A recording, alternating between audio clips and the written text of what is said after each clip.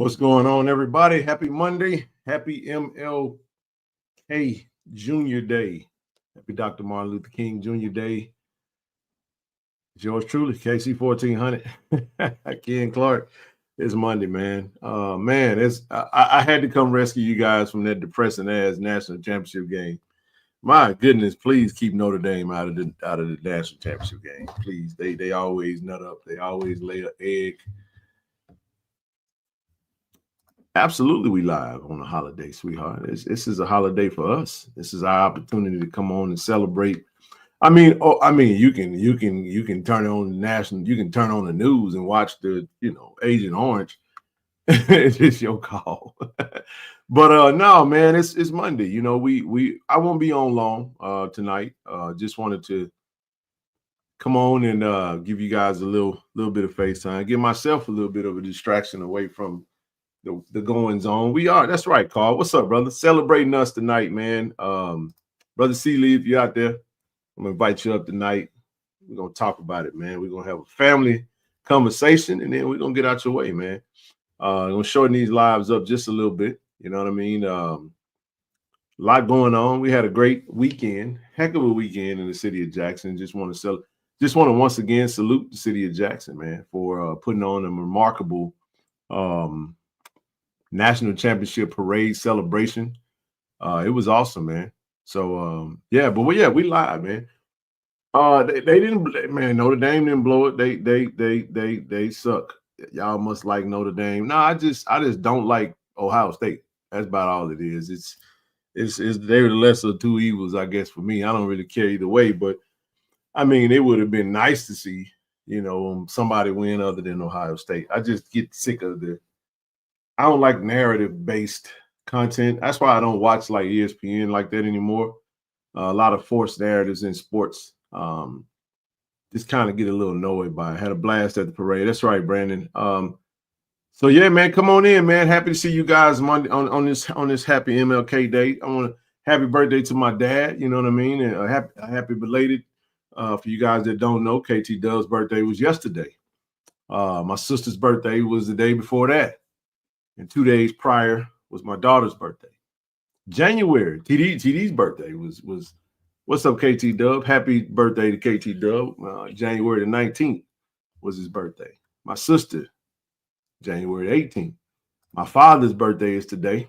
So happy birthday to Pops. Yeah, man. It's we celebrate, man. We celebrate. Very, very unusual day. I ain't gonna say unusual. It just was I don't know. How y'all feeling, man? How y'all feeling? I want y'all to, this y'all show. This show is for all of us today. You know what I'm saying? We're gonna talk about it. But shout out to HBCU Go. I did want to open up with this. They and not the buffoonery that I saw earlier with the preacher at the I'm seeing the clip circulate of I don't understand what that was all about. You know what I mean? But then again, whatever. You know what I mean? Like the dude that was the highly animated brother that was, I guess it felt like a mockery. You know what I'm saying? Hey, listen, man. About that. There was a pre-order. So if there's no merch to buy, then hey, you missed the pre-order. There was a pre-order to buy SWAC championship jackets.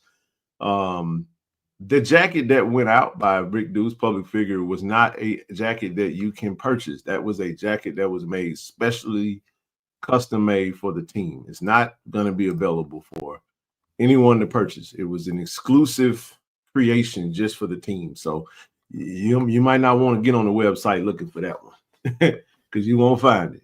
I don't know when they'll start back selling the SWAC championship jackets, but I think those will ship out this week. Shout out to Rick Deuce, though. Don't watch TV other than sports, so I have no idea what's going on. Yeah, pre-order ended on January the 20th. That's right. Thank you, the football girl. Sure wanted one. Yeah, man, we all did. I got lucky, man. I got lucky. It's called being at the right place at the right time. But when you do the work, hey, man, your work go before you. And that's kind of how that goes. But again, it's MLK Day. It is. Finally got my camera for YouTube. Congratulations to you, brother. For real, man. You great video Keep up the great work, man. Hey man, you delving into a band market that's very competitive, but it's also very appreciated. The content is one of those things that is, no matter what you're doing, if you make good content, people will watch your channel, man. Congratulations on 375K viewers. Keep up the good work, bro. Keep grinding, keep putting that work in. And appreciate you for supporting the channel as always. It was good seeing you at the parade. And just keep doing your thing, bro. We're gonna forever support you. You know, it's all good. MLK Day. TD, what's going on, brother? How you doing, man? You're on mute, bro. You're on mute. Good evening, Ken. Hey, good evening, bro. Good evening, good evening, good evening. Feeling pretty good, man. Feeling pretty good. How you making it? I'm making it good, man. Doing okay. Do you know when the schedule will be published, Ken? No. We had this conversation every year. Y'all know how we roll. I know season tickets will go on sale next month, so I'm pretty sure the schedule will be out. Probably, if I'm a betting man, I'm gonna say February the 1st. I'm gonna say February the 1st.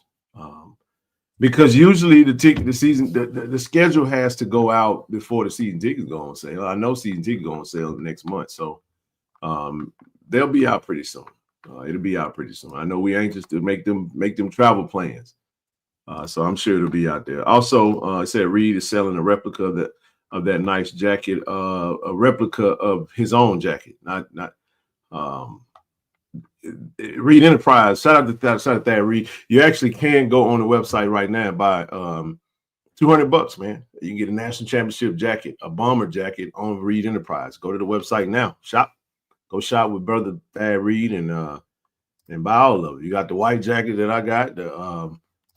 You can buy that jacket. You can buy the 1877 jacket, and you can buy the SWAC JSU jacket as well. So go to Reed Enterprise. Did you hear about the Bayou Classic, Southern Heritage Classic? Yeah, I mean, what is the Southern Heritage Classic without Jackson State?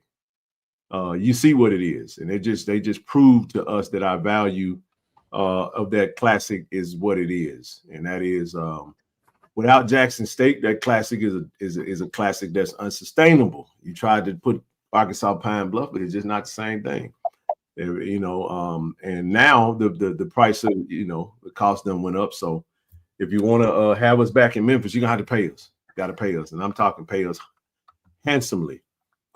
So yeah, man. But you listen, hey, shout out to HBCU Go, featuring the late great Dr. Martin Luther King Jr. Today is the day that we celebrate him. His famous "I Have a Dream" speech stated, "I have a dream that one day this nation will rise up and live out to the true meaning of its creed. We hold these truths to be self-evident that all men are created equal. I have a dream that one day on the red hills of Georgia, the sons of former slaves and the sons of former slave owners will be able to sit down together at the table of brotherhood. I have a dream that one day even the state of Mississippi, a state sweltering with the heat of injustice, sweltering with the heat of oppression, will be transformed into an oasis of freedom and justice. I have a dream that my 4 little children will one day live in a nation where they will not be judged by the color of their skin, but the content of their character." Now, I'll say this, we've made a lot of strides since 1968. I wasn't born then. I was born in 82, obviously. TD was born a few years prior to that. We've seen a lot of progression made in this country, but we got a long way to go. It's unfortunate that the man that was being sworn in ran his hat on a slogan of "Make America Great Again," which actually highlights a time when America really wasn't too great for those that look like us. There is no way to dress it up. We're not sugarcoating it. We're not dancing around it. And I think it's high time we stop playing around with those who dangle this this carrot of unity, which is a false carrot, really, at the end of the day. we got a ways to go. Now I'll say this: bigots and racists it's an individual thing. I don't paint a broad brush to nobody, TD. Every man for himself. Everybody has to represent the character that they display. I do not, like I said, paint broad brushes. Unfortunately, that sometimes happens with us in our community. As is, we just saw the video of the young brother, the real estate developer, traveling home, TD.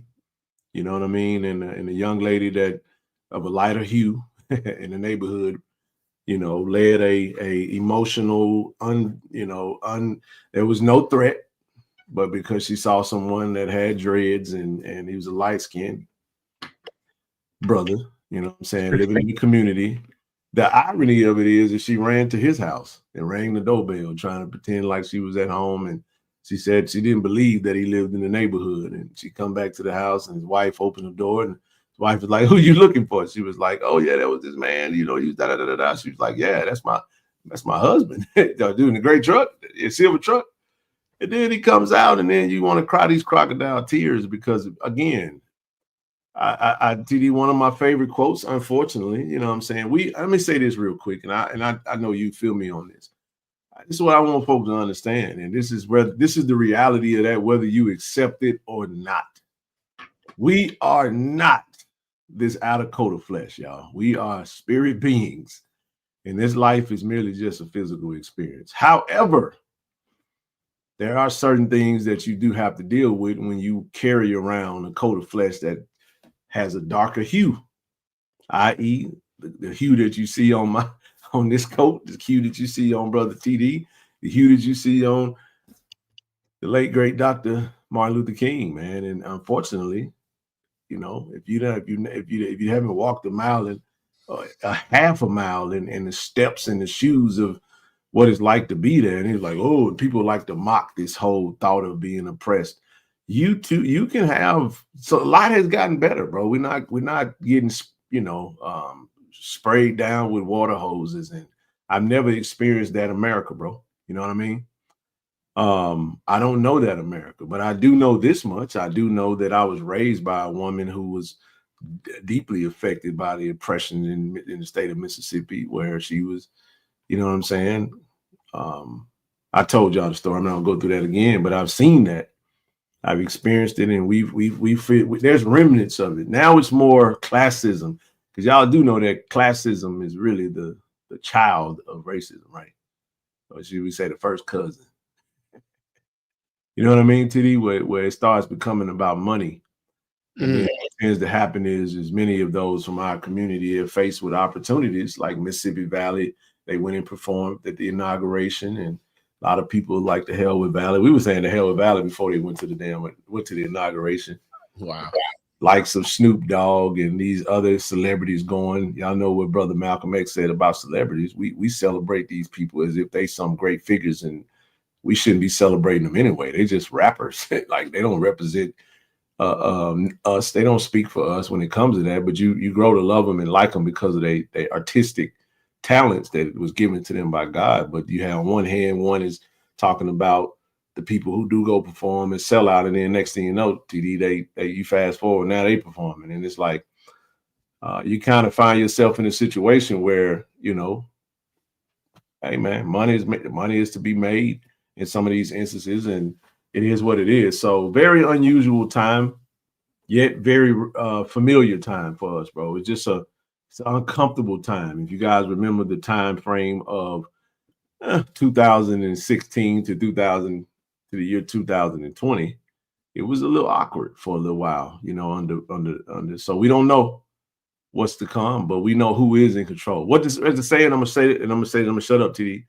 Said we don't know what's gonna happen tomorrow, but we do know who does hold tomorrow. So our faith and confidence is not in man like that. It's merely in the one who made man and is really and truly in control. So I do want to say this: while I'm speaking on this, I do not live with a mindset that something is broke. It ain't broke, because God does have a sovereign will, and what we see happening is all under His dictate. So we gotta. I was told like this, you know, in the purpose of God, bro. We're gonna see a lot of things we may not like, but we gotta accept it though. You know what I'm saying? We don't have to like it, but we do have to live peacefully with it and understand that it's way deeper than this surface stuff. And you, I don't want to live like Brother Baldwin stated, you know, to be an African American person in this country and to be relatively conscious would mean that you would have to be angry / pissed off almost every day. Because you see a lot of things, TD, that happens that can tick you off. You see a lot of things. And I took the what you told me when we parted each other the other day at the airport.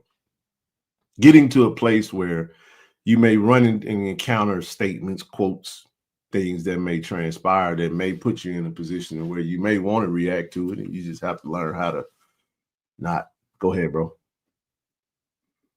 Oh, I know I was rolling. I got a whole. yeah, I don't. Let me say. I say this, bro. I don't run out of stuff to speak on when we talking about this. I got a loaded gun, and I just be very careful what I say when we talking about this, because you know we do have to operate, and the rules ain't the same on all sides. So you got to know how to navigate and say what you need to say and get your point across. But go ahead, brother.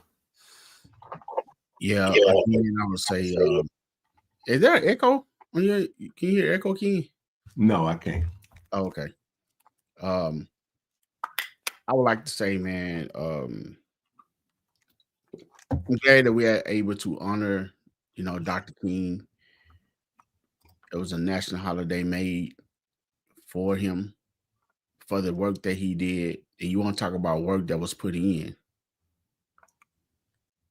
Priceless. Now you can't even pay for that by saying how priceless that was. Absolutely. He did the selfless act. Paid the ultimate price. The ultimate price. Yeah. You know, so you and I can do what we do. And to see some time that be diminished by some of the action that is taken by us, some kind of be very disheartening and hurting. But I will like to say this. I got on IG account a couple of times, and I'm happy to see a lot of the younger people able to recognize and posting and, you know, doing quotes of Dr. King to let them know that the dream, you know, the work that he put in, the dream hadn't been, you know, forgotten. And we hope that they don't ever forget that dream. So when you come down, when you face adversity, young people, and the negative slander is being thrown, let's think first before we go to the ultimate reaction and do something that we're going to regret, because too many people already lost their lives for nothing. So we don't need to keep doing that. So if you know, don't don't just look at this day, dive a little deeper into deeper into his history. I mean, read his speech more. I plan to do more of that, you know,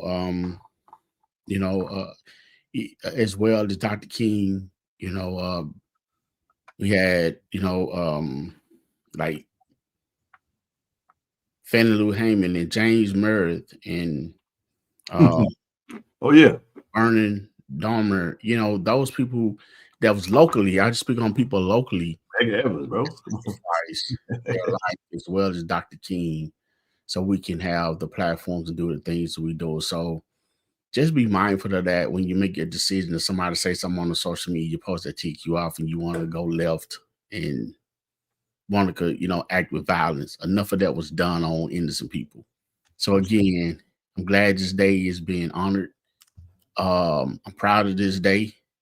You know, for everybody want to point fingers and find faults, hey, again, it is what it is. I'm appreciative. I'm grateful. I'm thankful, you know, for it. My wife brought me this back, you know, from Memphis one year, and I wore it all day today. So again, happy MLK Day, Dr. Martin Luther King, and for everybody else who are able to receive the work, the priceless work, the timeless work, the hard work that he put in. So we can. Yeah, it's a lot that goes into that into the life of Dr. King, bro.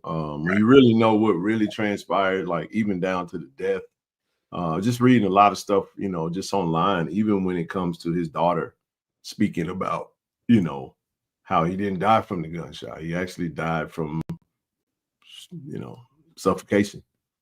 You know what I mean? A lot of people don't know that, where he Right. was at the hospital, he survived the gunshot. And they said it was two men that went in a room with black suits and proceeded to suffocate him to death. So there's a lot that goes into that. I'll say this though. Somebody asked me, bro, I'm from Jackson, Mississippi, bro. Yeah, I'm from Jacktown all day long. I thought you must be new to the channel, but I appreciate you for tuning in to the content. But yeah, Jackson. Welcome. Yes, indeed, man. All good. But no, man, I do want to highlight this though, because behind every great man is, usually you're gonna find a great woman, very strong For black sure. woman. And Bernice wanted to make sure that she saluted her mother today. Saw this today, TD, that I invite you to honor my mother, Coretta Scott King, with me. Without her, there would be no federal holiday commemorating my father's birthday. In the King Center, she was actually at the national championship game today. She was at the coin toss. The King Center, which she is the CEO of, which was founded less than 3 months after Daddy was assassinated, would not exist. I'm grateful for her commitment to the freedom, true peace, justice, and Kingian nonviolence. I'm inspired by her love for humanity, her faith in God, and her consistency to purpose. Salute, Mama. So yeah, man. No way I'm from Jackson too. Went to Cat. No, I'm not. I'm from Jack. Wait a minute. Hold on. All right, I just got home from the Buffalo Bills Ravens game last night. One of the games first one. Yeah, yeah, man. It was an interesting game, man. I tell you one thing I will say, bro. But I did want to make sure we put that out there. Somebody said 47 reinstated military person who was discharged with back pay, who were released because they refused to take COVID vaccine. He has purpose to build up for us to stay woke. Oh, I'm not. Listen, bro. You know, however that go. There's gonna be a lot of things that's gonna be transpired. I'm already woke on every. It's a lot of things I'm probably not all the way informed on. With everything that's happening. With all due respect, man, most of it I'm not even interested in, man. Honestly, I'm just kind of paying attention to the way God is directing me. I'll see what I need to see, and I'll get what I'm supposed to get. That's kind of how that goes. I had an opportunity to meet and work with her, really down to earth. What's up, bro? That's awesome, man. That's outstanding. You got a chance to meet her. That's what an honor. You know what I mean? What an outstanding honor it is to have that.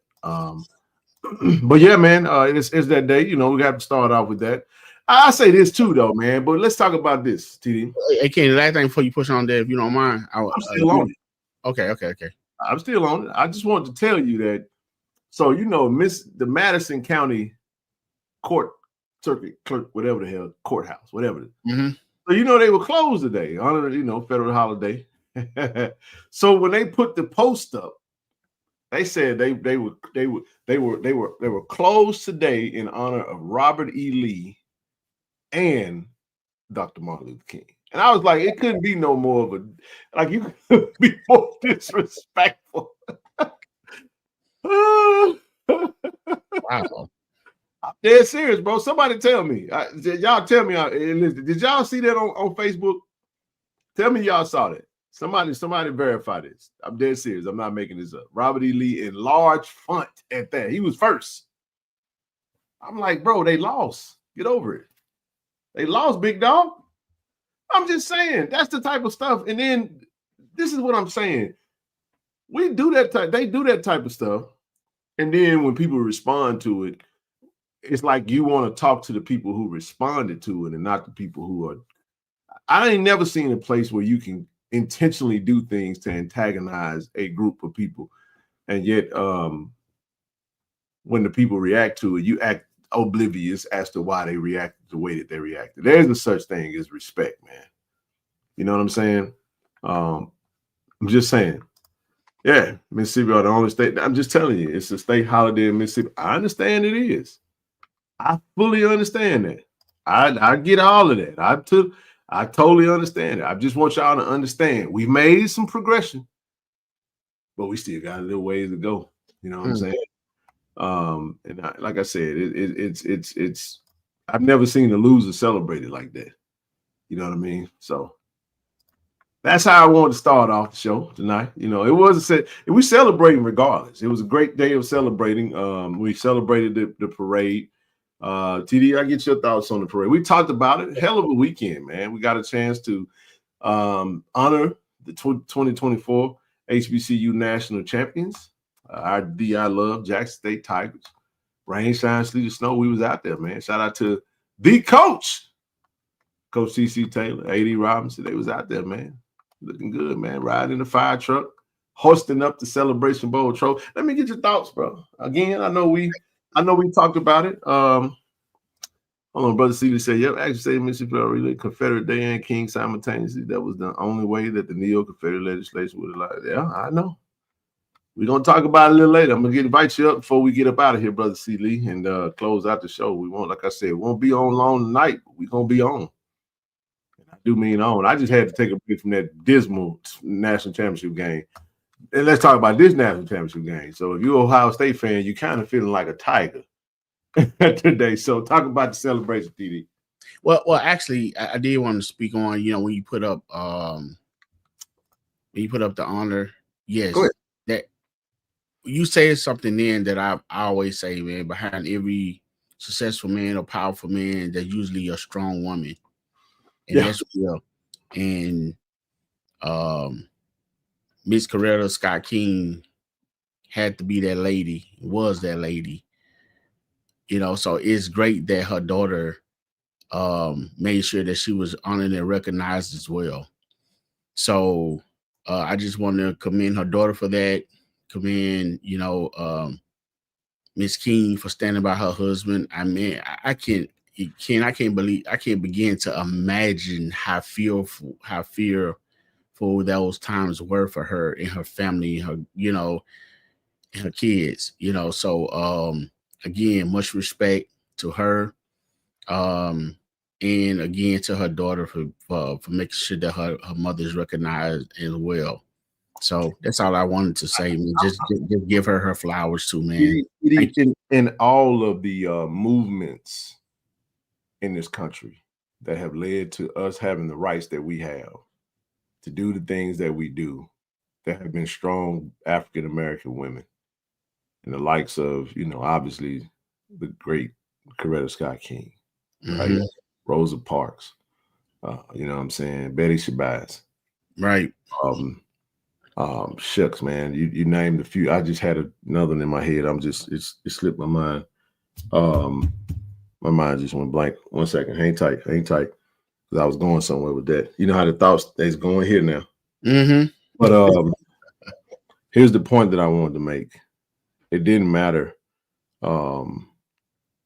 Many of them stand. There you go, Merle Evans. Oh my goodness. The list goes on and on, man. And you talking about fearful. We saw Fannie Lou Hamer. Yes, ma'am. Yes, ma'am. Oh my goodness. Fannie Lou Hamer. You mentioned her, TD. Just the African American female pioneers. And I'm talking about not fearful. Because we've never been in a situation where we had to consider death for the rights of those who was to come after us. Because I just got to be honest with you, man. I do ask these questions sometimes if the ancestors and the forefathers could actually look upon the state of the world right now, how would they feel?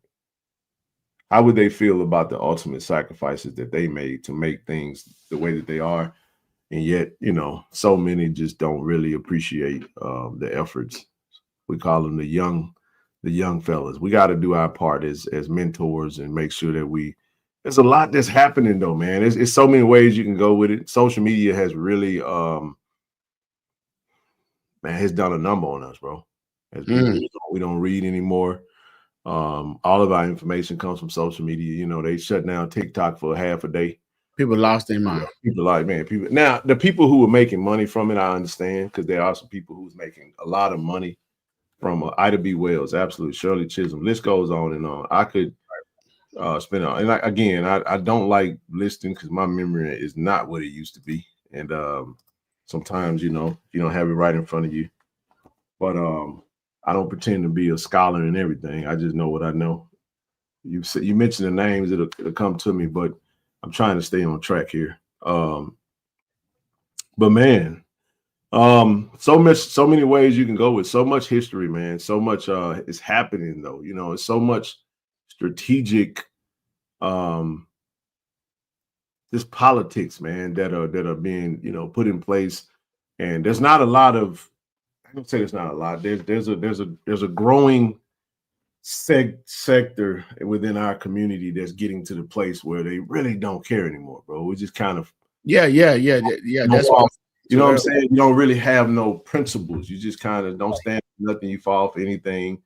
Money is the value over everything. You know, we value money more than we value principle and God and stand, you know, I mean, all that good stuff. Thank you, Chocolate Goddess. Welcome to the channel. We welcome our channel members, man. And I'm just saying, bro, you see it. And but yeah, the creators, man, of TikTok, it was a joke the way they put it out there. I don't really be on TikTok like that. That's part of the reason we want to bring on student creators so they can grow that TikTok brand, KC-1400 Media Group. But bro, I mean, there was a young lady who had 8 million followers making about 30K a month. Hell, I'd be crying too, TD, if they shut down TikTok, because that's my life. A lot of money. Hell, if I made 30,000 in a year, I'm sick. Right. I don't give a damn if it's $50 a month. I need that. You feel me? I'm not trying to. If you're making money, I get it. But you know, some people are just addicted to TikTok. They don't make no money off of it. They just go down the rabbit hole every damn night. You know what I'm saying? But for real. And then I was talking to Austin earlier today. I was like, man, and then sometimes we forget, we don't realize why we have anxiety, why we have, you know, you're depressed, and there's so much going on with that cell phone, bro. They call them smartphones, but they proceeded to really make us whole. They made us dumb. You know? Memory ain't what it is. My memory used to be sharp. Now I know I'm getting older, but everybody phone number in your head. And I'm talking about TD off the top of your head, bro. I can maybe dial 4 of them right now. I give you about 4. I can give you about 4. 4 or 5, maybe. Right. If that phone get wiped out, boy, if you don't call me, you'll never hear from me again. I try to connect with you on social media, ask you what your number is. You know what I mean? But yeah, man. So it's a heck of a time. I didn't fall for it. But yeah, the band though. This is what I'm saying. What was so funny about it is when I clicked on TikTok, bro, and it said that the president was gonna be whatever. And I'm saying he was the one that was talking about banning it in the first place. And I said, I hope people ain't stupid enough to fall for it. And immediately when I said that, I said people are gonna be stupid enough to fall for it. It's all whatever. So whatever, man. Just go ahead, get your mind right, and just understand that this is how it's gonna go. So when you see people talking about it as if he did some great thing, and just move around it, bro. Don't even worry about responding to it because you can't help stupid. You know what I'm saying? You can't help stupid, bro. So it is what it is, man. But again, stay vigilant. Stay. At the end of the day, you can't go wrong by invest. I was told this way: if you spend every hour of your waking day focusing on where you will spend eternity when you leave this place, it would not be time wasted. So whether you get none of the things that you gripe about on this side, you get everything you want on the other side, you win. That's the game. That's the game. So in the end, just know that none of the things that are transpiring in and around in this world, man, they can't really make or break you if you don't allow it. Because like our big sister, Miss Rochelle said, nothing is anything unless you make it. And that's something that I have to learn, bro, because sometimes I've taken things and words that people have stated and I made them into things that they shouldn't have been. I gave them power over me by having me to respond a certain way, react a certain way. And I understand we in the entertainment business too. Look, y'all, every now and again, we got to give you some we got to give you a little something now. Keep you locked in. You know what I'm saying? People, you get to talking all positive, man. People get bored and fall asleep. But if you say, MF. SOP. Stupid. They get perk up, eyes get bucked. What they talking about? What's going on? So we gotta keep some bullshit every now and again. What are you talking about? What up, Mo Nose? How you doing? Yeah, you gotta protect your peace, man. Cold sweat. Do what you gotta do, man. Get your check, go home, man. But guess what? Hey man, I'm in my peace mode, but it come with hands too now. Side of hands if you keep requesting it. Leave us be. Yeah, we come in peace. But anywho, let's keep it moving, bro. If you don't mind, man. I just wanted to touch on the parade real quick. We'll come back to it as we need to. Shout out to Coach Taylor. Hey man, it was a pleasure being able to roll with Jim Hanson Jones, Coach Jim Hanson Jones. Hey, look, man. Shout out to the national champs, man. The players, bro. They put on, man. It was a great time, man. And the city came out, bro. I love that picture. Definitely the one on the left. Well, my left with the band. Yeah, the band photo was dope. I know the 1400 Club posted that. That was epic. That was a great photo, bro. Yes, it is, man. They made that into a poster. I like that. You're absolutely right. You dadgum right you can, bro. That's a poster right there. That's a poster. I need to be in a band hall right there, man. Big frame. Right. Love it, bro. I love it, man. But yeah, man, it was a time to be had, bro. It was. I was fortunate and thankful to be there. I will say this, going live was a bit challenging because it was you're in a space where you're downtown, the signals are already trash. You got a lot of people out there with cell phones, raining and all that good type stuff. So I do apologize to those who had to watch the live stream and were struggling. I went back and looked at it and was like, ooh, man, so it would have been better to just record the damn thing and post the video that way. But I went live and that's the route we chose to go. But I will say this, the content will get better though.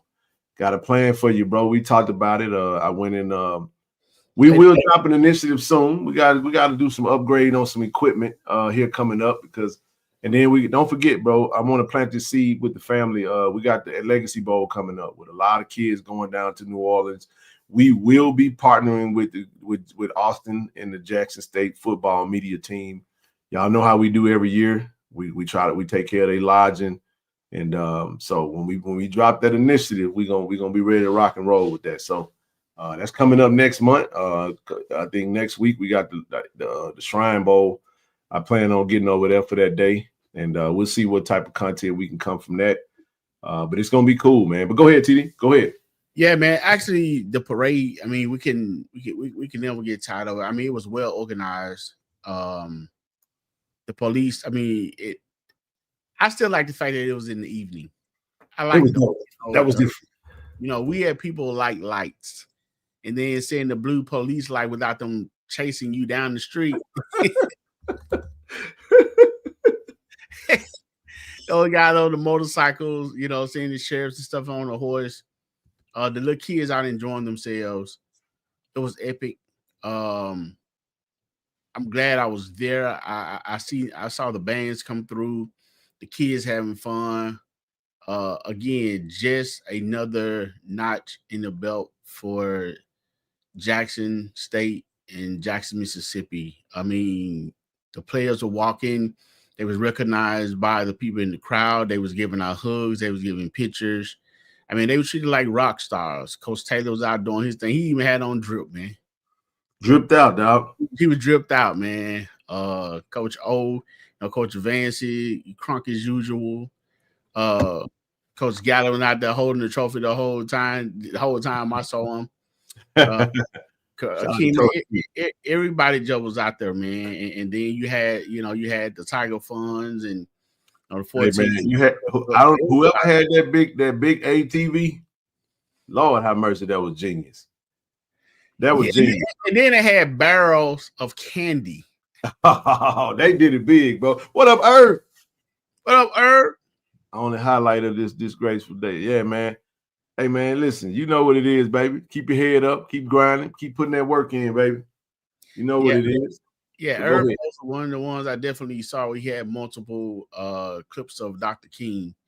But yeah, Kim, I'm still high off the parade, man. I'm still happy for the players. I'm still happy for the coaches, for the city, for the school. I mean, I can't get over it. And definitely for the fans, man. I mean, we deal with so much, go through so many things, which is one of the reasons, like you speaking on the social media stuff, I keep that to a very minimal.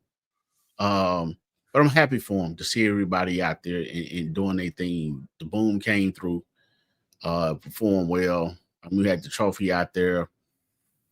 Hey man, it was an epic night for me. It was an epic night, and I took it all in. I'm very appreciative of the coaches, the players, the staff, everybody that has something to do with bringing the national championship home. And man, and like the coaches and a lot of the players said, hey, we enjoyed this one, Ken. Now it's time for the work to bring the next one home. So again, the work starts now. Work starts now, man. I mean, the track. It was awesome, Ken. I love it. I will say this though, we will go into the next season with a few different, things gonna look a little different from a coaching standpoint. I guess we can go ahead and touch on this while we got it, while we at it. One of our favorites who we grew to love and got to know this season, Coach Kylie James, our defensive line coach, is leaving Jackson State to head over to Western Kentucky, man, to take a job with the Hilltoppers. Same position, defensive line coach, assistant, whatever he was, defensive line coach, defensive ends. I think that's the position that he'll be going. That's the cost of winning, though, at our level, man. We talked about this young, fiery coaching staff, especially on defense, man. A lot of young fire and a lot of up and coming rock stars, man. You go and win a natty. Hey, man, we wish him the best. I got a number of love for Coach Kylie James. I thought he would have came back and tried it again, and we would have doubled up. But sometimes, TD, you got to cash in on opportunities when you get a chance to, when they fall. Right. So I never really questioned anything about, I'm an adult, you know what I'm saying? And I'm also a family man. I'm also a capitalist at the same time. Shit, opportunity come along. I know we said this, and this, but I don't know what the numbers and figures look like. It's not even really that big of a deal to me. But I just, we stay locked in step with JSU, but we want to always report that. And also heard of, some other potential changes looming on the staff, which is a part of it. Nothing bad, but I got to say this though, man. Shout out to Coach Taylor, man. Coach Taylor is really already off to a really good start, TD, with his coaching tree. You know what I'm saying? A lot of promotions from last year's staff. Coach Quinn Billerman goes to Austin Peay, gets in offensive coordinator positions, like assistant offensive coordinator position. Coach Bradley goes to South Alabama. Coach Jason Onyebuaga goes to South Alabama. You get Mo Harris goes to Auburn. Tyquan Hammett goes to LIU, Long Island University, as the defensive coordinator. And who else was that? I think Coach Abraham was asked. So that wasn't really a big deal there. Who else did we lose last year that I can think of? I may be missing somebody. Hopefully I don't omit anybody, but look what happened. Coach goes out, brings in a star-studded core of young coaches that's talented. You know what I mean? And at the end of the day, you know what I'm saying? As long as we got the commander in chief of the football program, I'm good. You know what I'm saying? Especially with his whatchamacallit. And I say this to those who may feel like I never get the sky is falling mentality anymore. Now, if there's certain figures that fall that do decide to exit, if they do exit the door, I'll be like, damn. You know what I'm saying? But man, I'm just telling you, I'll say it like this right here. Did we built relationships this year with new coaches. Right? Yes. But I didn't know them last year.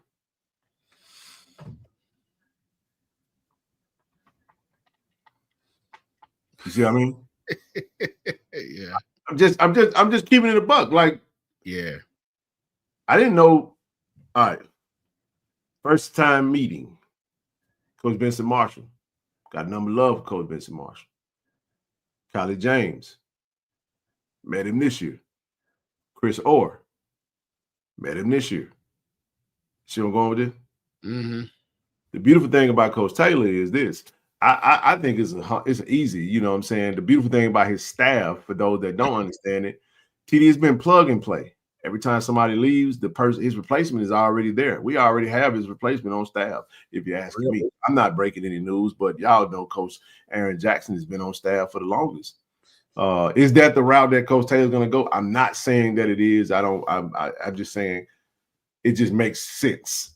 So would it be safe to say that it seems as if not only is Coach Taylor and the staff doing a great job at recruiting red-shirting players, getting them prepared to be stars the next year, he also red-shirting coaches, so to speak? Listen, I'm gonna answer it this way. If that isn't the case, then it dang sure look like it. I'm gonna tell you how. Outside of Javancy Jones, which we know Coach Javancy comes in, who's a star. We know that, but he's also a Tiger. You know what I'm saying? So we kind of got an advantage there in that area. But Coach Aaron Jackson was on the staff with Prime. He was one of those few that was on that staff as well, I think. If correct, I'm almost positive that he was some type of a defensive assistant, something to that effect. He was like an analyst or something. If my memory don't serve, I could be wrong. He might have came in with Coach Taylor. I just don't.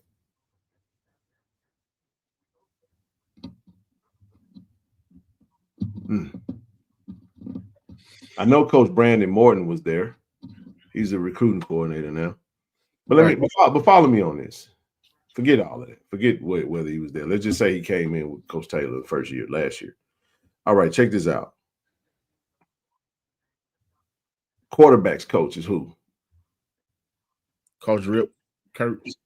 Coach Rip Kirk was on the staff with Coach Quinn Billerman the year prior. Right? Right. Who was the DB coach last year? I don't know. It was Coach Lorenzo Quinn. Okay.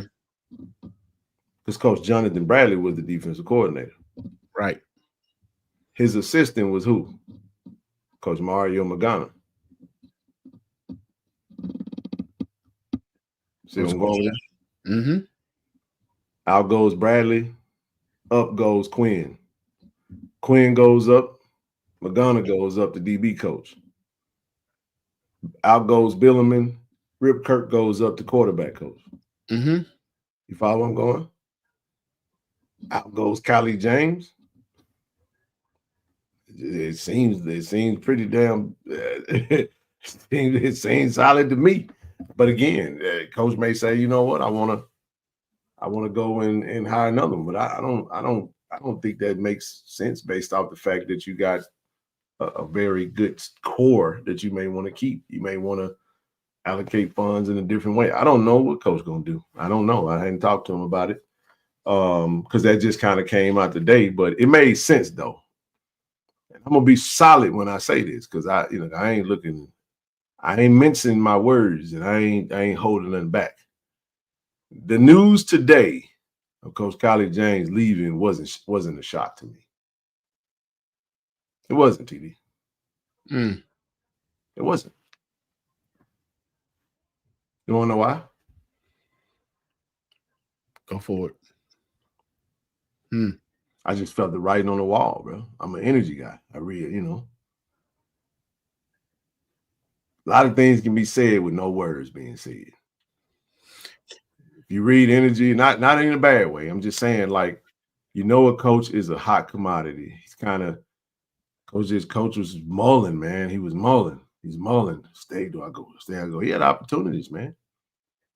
And it's just a matter of time, bro. It was a matter of time.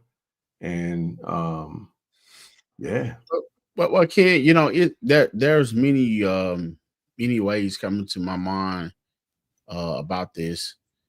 First of all, let me say this too while it's on my mind. Shout out to great media coverage of the I Love Jackson State University in all platforms. I mean, because we allow alumni and supporters and people to see all over who wasn't able to make the parade.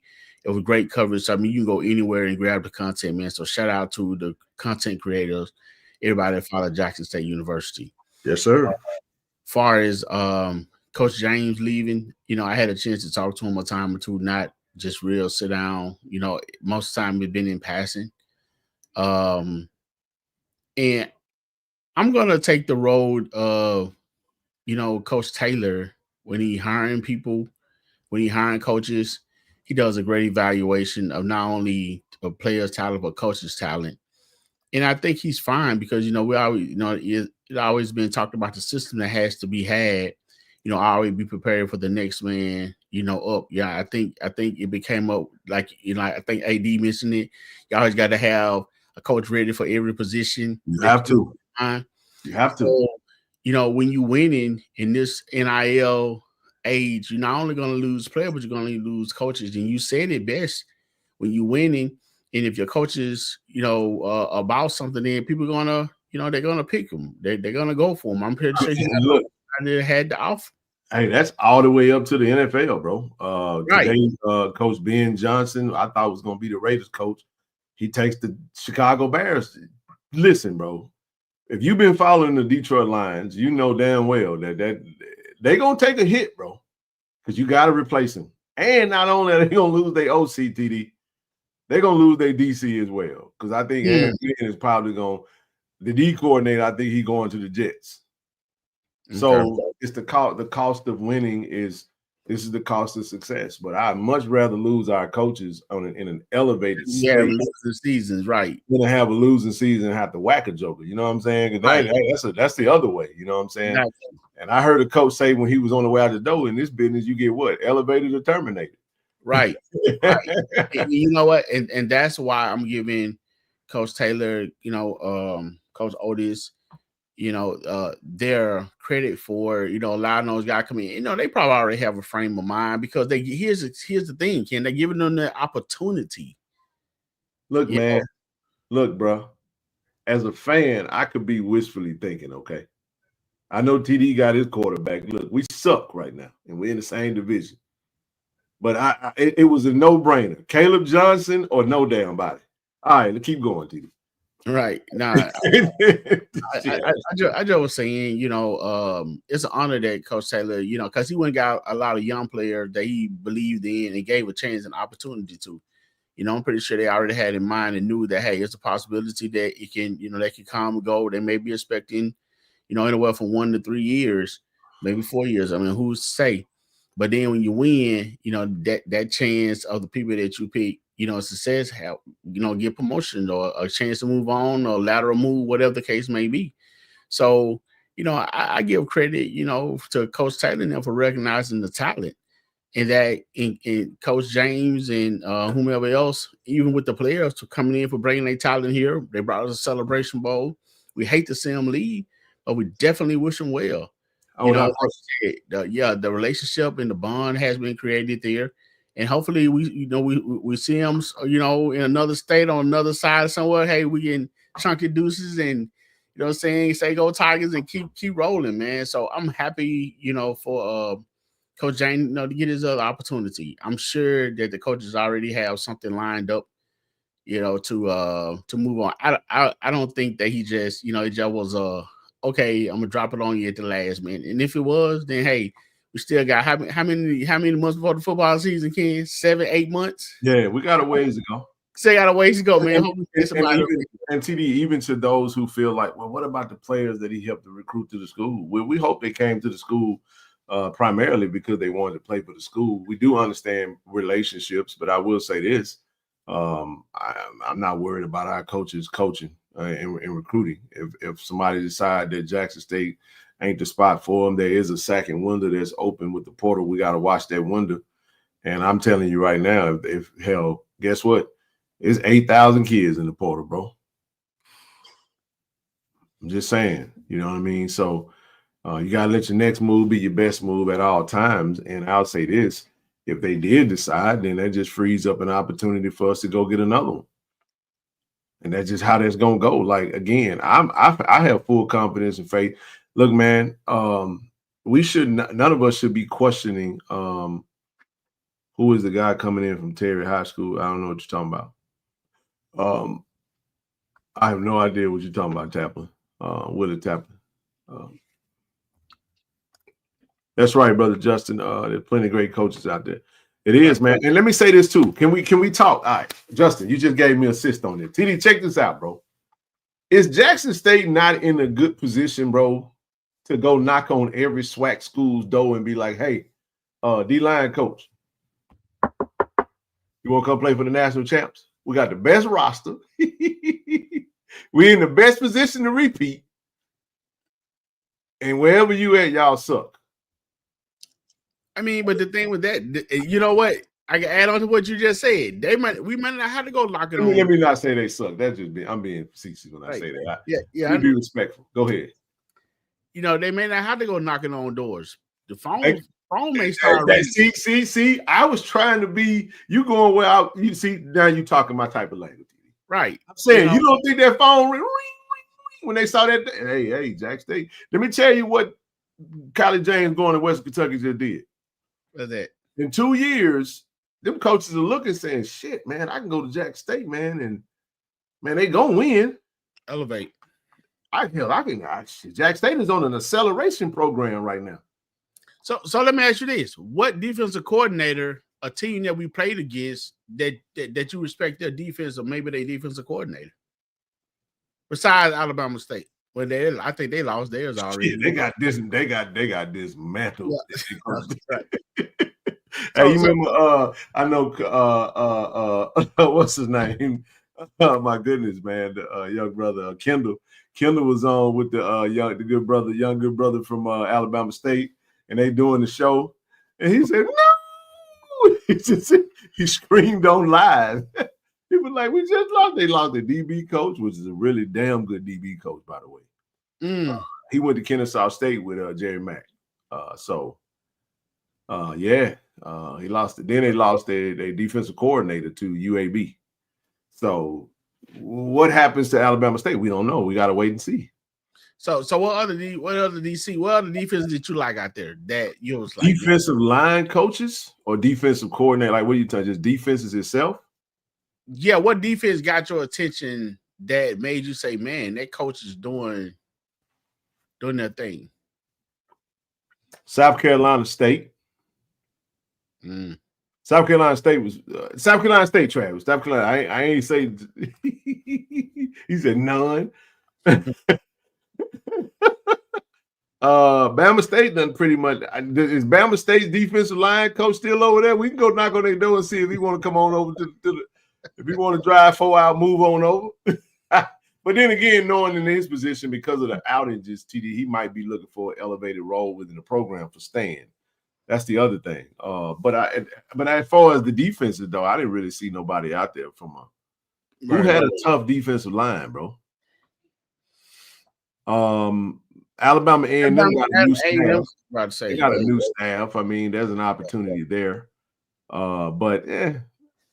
Alabama State D-line coach, but we don't know. Your words taken about knocking on SWAC doors. Anywho, that's what he said. No. We see John. This is a wild card. We don't know how they would go. I mean, I'm just saying, like, that's why I said Javance is a wild card. Hey, in Uno, what do you do with your wild card, TD? See if you know the rules. You can play it and change the color to whatever. There it is, dog. Uno is about the colors, baby. You get a wild card. A wild card I could change that thing from yellow to blue. I go from green to red. I can do what I want to do with a wild card. That's why I said Javance is a wild card. But I mean, hell, Javance played with his hand in the dirt, and he played off the edge. I'm just saying, there's so many ways you can go. But just from my standpoint, from being around the staff, just again, we don't break news, man. Y'all know that. I'm just saying, just kind of watching it and watching that pattern, TD. Man, Coach Jack right there, bro. And he's hype, man. He fiery energy, bro. Young coach, another star. And I'm gonna just say like this right here. Hey, man, you move him up or you lose him. Move him or lose him. I mean, from the looks of it, you're gonna lose him even if you move him. you just But you can gotta, lose him a lot. But you can lose I know him a what you lot mean. quicker. I know what Yeah, you mean. you Give know. him an opportunity. Yeah. Without question. Oh yeah. Yeah, Javan's an athlete, man. You know, you don't put him at, you don't put wide receiver, running back, linebacker, or nothing. You just put athlete. Right. You know And what I'm that's always see, there you go, Mo. That Mo knows. There you go. That's more of my thought process.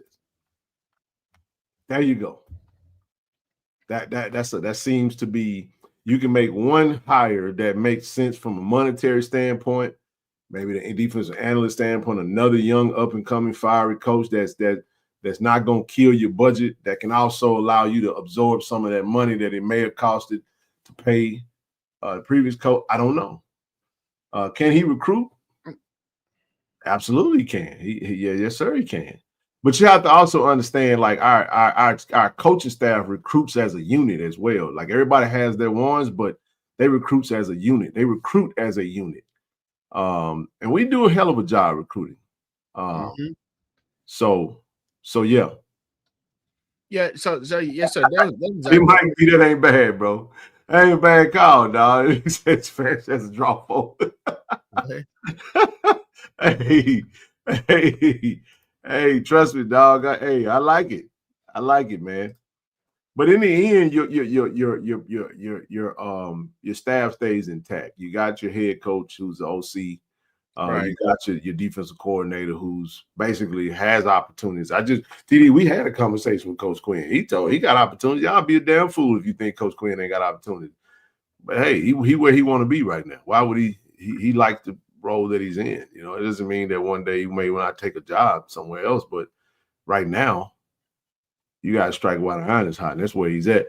He love where he's at. Right. And just like everything else, man, I enjoy Coach Cali. He's a funny guy. I mean, he can get serious. He call everybody coach. And again, just wish him well, man. We appreciate coming in. So brother Younger. Come on, brother Younger. Big bro. You already know we know that he on top of this. We gotta have a dialogue, though. At least let us draw it out a little bit. We gotta draw it out. Come on, man. This is a show. We're doing a show right now. You already know that. Look, I can say some stuff, but we ain't gonna do that. We ain't gonna do that. We're just gonna keep it rolling the way it's going. But shout out to Coach Cali James, man. We appreciate him for the year that he did a great job, man. So now it's got his own winning up with. It's always about elevation. He elevate, we got to elevate. So what he did was good, but what he did last year ain't good enough for this year. We got to elevate we got to grow in that area. Nah, I'm messing with you, big bro. But listen, TD, let me say something now. Can we talk? We talking football, right? We talking about that D line. That was a question mark last year. And even as great as things were, we talked about rotations, mixing up them rotations sometimes, bro. And that was the only thing that kind of, man, bro, we like to see Jeremiah next to Big Lacy. Ooh. Or Tymon Wells. Like mix them up. Like he always paired Jeremiah with True. Right. And True go out, Jeremiah go out. Jeremiah go out, True go out. Jeremiah go in, True go in. It wasn't a lot. I still need more edge, bro. What do you mean you need more edge? You must ain't been keeping up with recruiting. He's there. What you looking at? Man, Tommy Kelly would be nice, but he'd also probably be a 1-year rental at the end of the day. You know what I'm saying? That would be nice. I love it. But is he going to leave Lanier as a head coach to become and be? Yeah, possibly. D-line was nasty, but keep in mind the players are also on the field playing the game. We didn't lose a whole lot. We lost a third-string D-lineman, and we lost Josh Nobles off the edge, and Philip Webb for the most part. Not player production outside of Noble. I mean, just at the end of the day, y'all didn't know who Josh Nobles was last year. Neither did I. Can we talk about it? Oh, yeah, they closed the gap, 34-23. So shout out to Notre Dame for closing the gap. I wasn't watching that shit no more, though. That was already knew the Buckeyes was gonna win. I don't the hell with it. Let them have their moment, bro. But what I say is this right here, Philip Webb, look like Webb is out, Allen Walker. How many sacks total between Philip Webb, Allen Walker, and Josh Noble? Josh Noble had what, 10? What Philip Webb have? 3? 3.5, 4?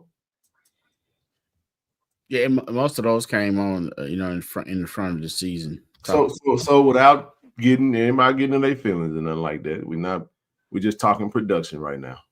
Okay. In the SWAC, bro, we could a player get 15, 16 sacks off the edge, bro? Yeah, they can.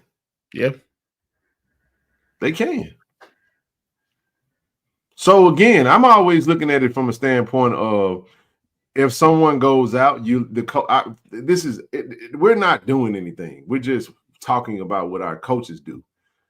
I can tell you, and I can tell you straight up that their mentality is go get something better than what they are replacing. You had Josh Noble, that's great. You got to go get somebody better than Josh Noble now. You just won a national championship. Why can't we go? I mean, is Kanye Varner going to stay? I think he will. I like the way he looked, TD. You know what I'm saying? Looked pretty good in drills. You know what I'm saying? I saw him. I mean, he can give you that same production. Corian Bowie. I believe that Corian Bowie coming out the edge from Holmes County could be just as nasty as Josh Noble.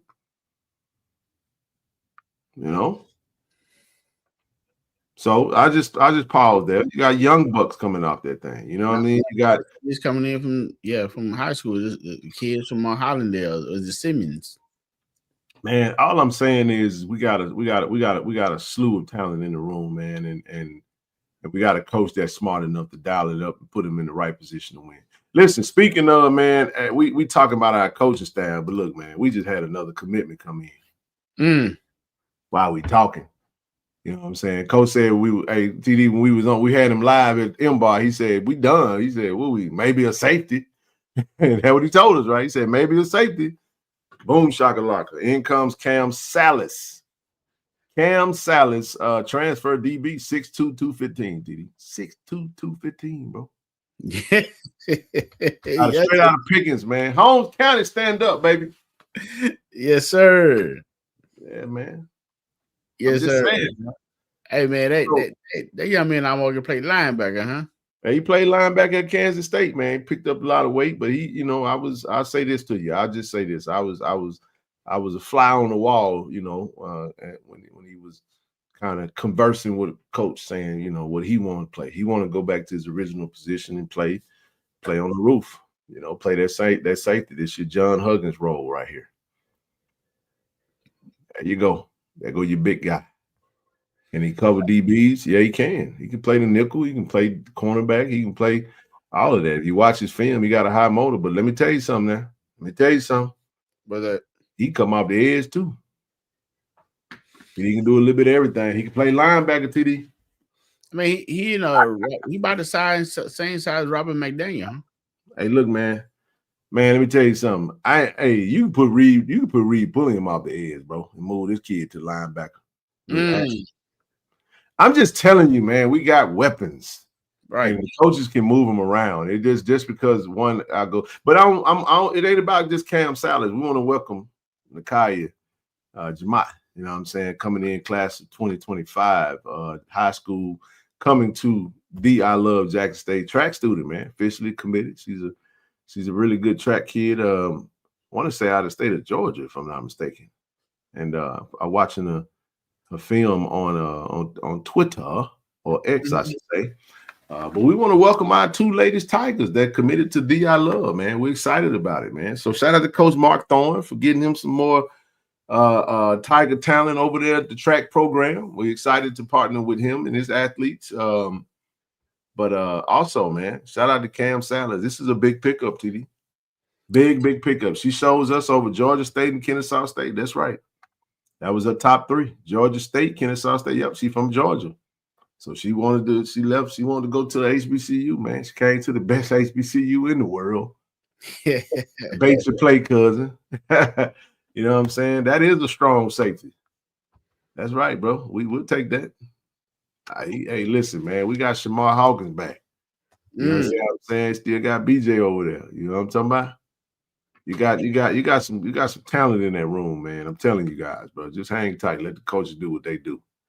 I ain't got no question marks right now. We'll go and do our scouting and we'll see what we got. And trust me, they will see what they have. Because the beautiful thing about spring ball, TD, is you can evaluate talent at all times. And if you ain't where you feel like you need to be, because the coaches know what it's supposed to look like. They just did it. Right. So if it ain't looking like how you feel like it needs to look, shit, you can go, you can go back to that pond again. Throw your hook back out there in that water.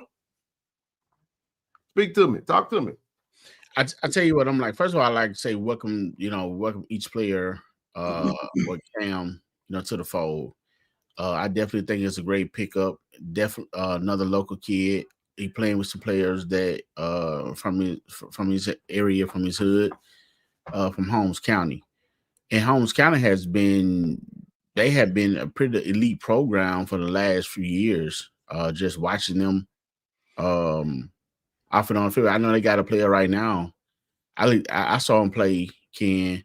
They have a defensive end right now, man. They're already committed to FBS school. I'm sitting here like, man, that's a big kid. I wish we could, grab him. So that being said, we know Jeremiah's from that area. We just got Kamari Rogers, from that area. So, and the list goes on. So the fact that these young men are looking back, that's why recruiting locally is so important. And, having been family members being able to travel down, for games. I think there's only at the most is an hour drive, right? Maybe hour 15. Yeah, at the most. It's not even an hour, 45 minutes. I was getting to Goodman in 40 minutes. So, Pickens is right south of Goodman. So, and then Lexington even. You drive like a state troop. Hey, man. Can you be down the road, man? So it might be. Hey, man, listen, bro. If you take you an hour to get the Pickens, bro, come on, man. What we talking about? An hour? Well, I'm talking about 45 minutes. Okay. 50 minutes, I get it to you, bro. Right. So man, and again, he's a big kid. He put me in, I guess with his size, he's maybe a little bigger than Robert McDaniels, but they're right there in the same category. So again, like you said, last year, year before last, we had Huggins last year, we had Robert, and now Cam come in. Question: How easy, how hard is it for Coach B, who just put out a tweet today that he was ready to run this thing back, man? How hard is it for him to shave off 5-10 pounds off him, 5 to 7 pounds off of him?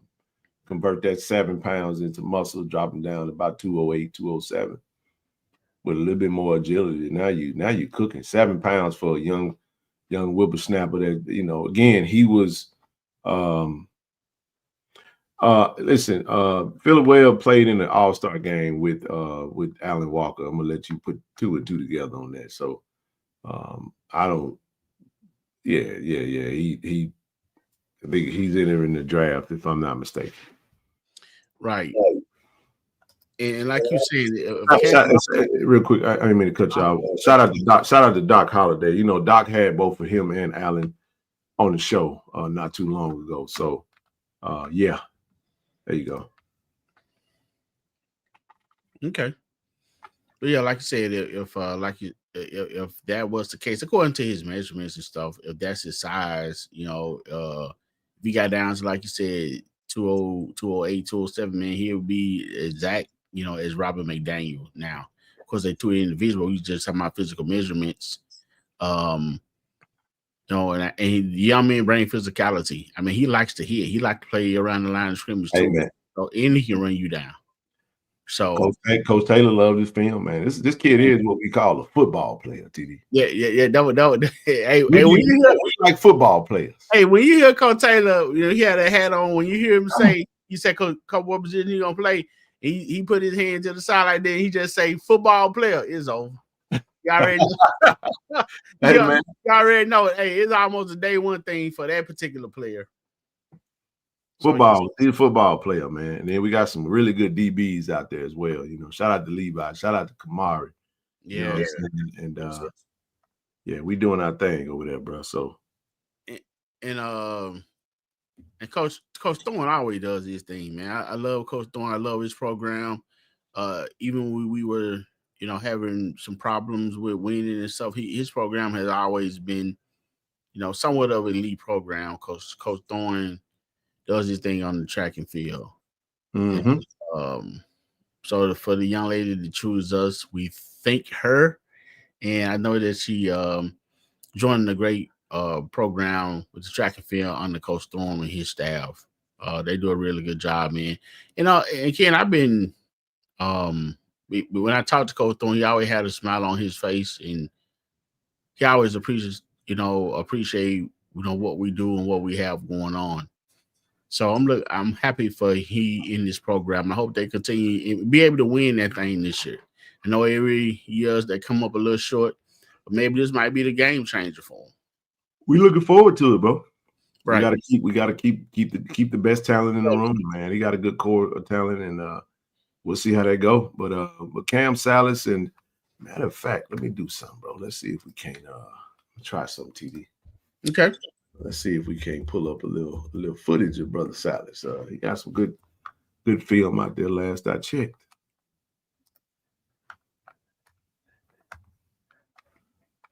All right, okay. Give me 1 second. Let me do something real quick. All right, so we'll do. I'm gonna go ahead and let me do this real quick, bro. See if we can. Use the Barbie class me. You got some solid film, though. I know we got some film in there. You can see that's right. Yes.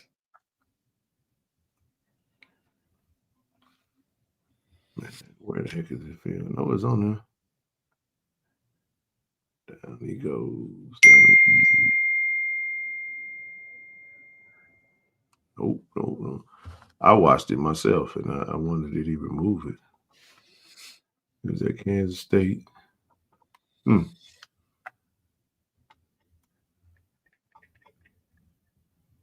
Really good film, though. Avery Johnson. Well, I guess not. Unless he removed it. He might have removed it. Well, we ain't gonna worry about it then, TD.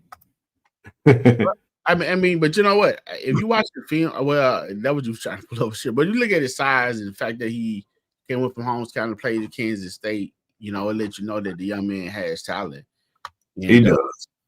And then, yeah, you know, speaking, you know, I think he come from a line of talented, you know, athletes. You know, I think he also has a brother playing in the SEC.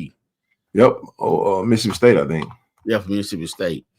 So I think you know, I was talking to John Brooks, man. He said he met his father, and you know, his father was an athlete. So I'm pretty sure now his dad has both of his kids back in state. You know, he within 2.5, 3 hours, man, he could cover everything. So yeah, so that's a good look. That's a good look. I mean, glad to have him. Like, got to see him on the field. Got to see him on the field, Ken.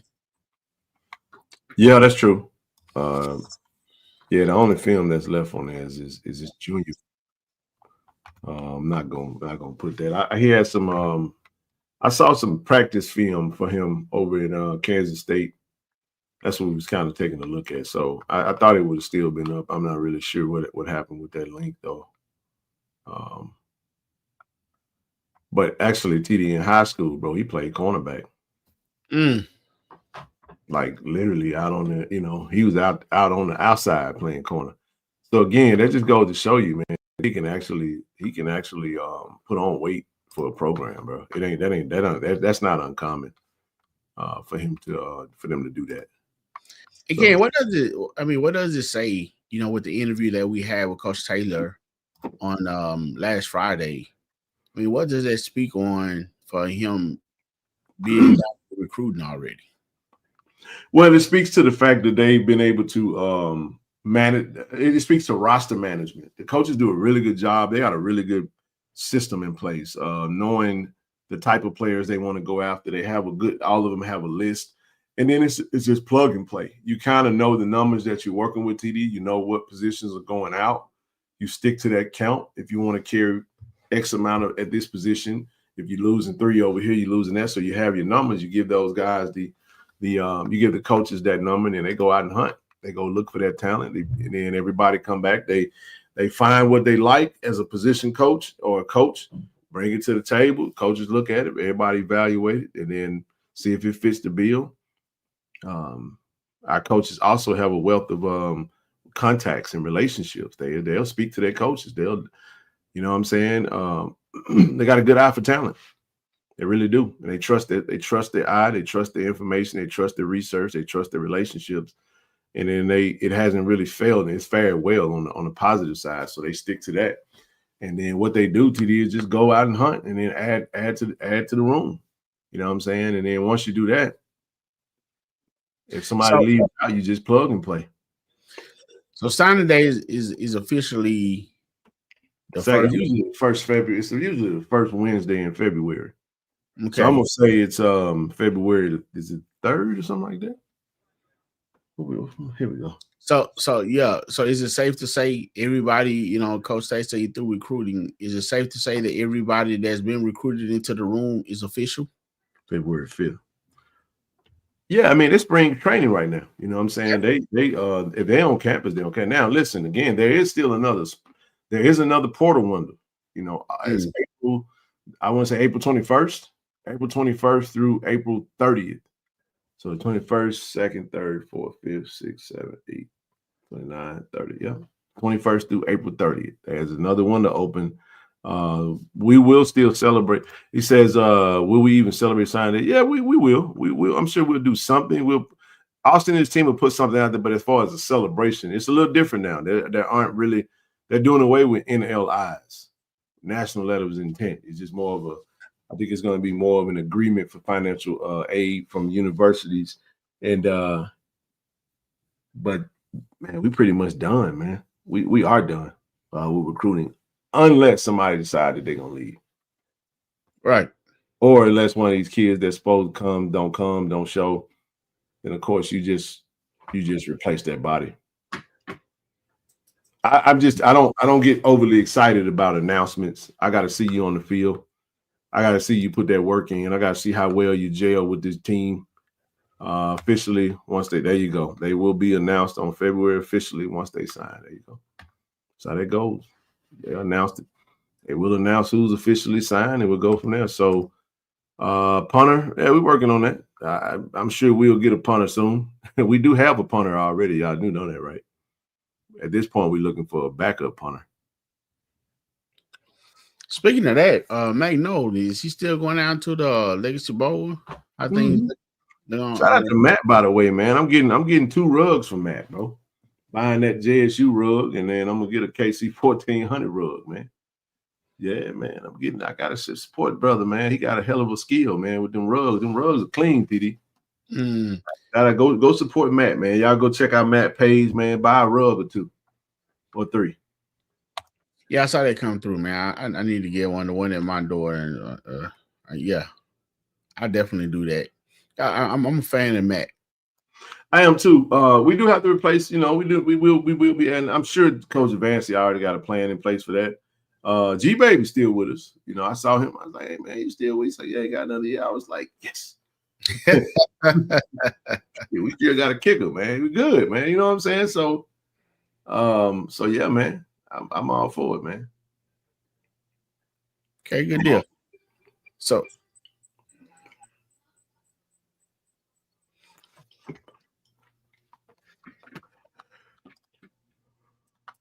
okay, if you we're done with football, man. I guess I want to ask you, man. I mean, as far as the basketball team, guess we got a game. So we got a game. Huh? We split in Houston. We lost tonight. The men lost today to Texas Southern. It was a frustrating game. Manziel goes down with a concussion in the game against Prairie View. Our ladies lost against Texas Southern. Then we beat Prairie View. Both men and women won against Prairie View. And then today we lost to Texas Southern by 8.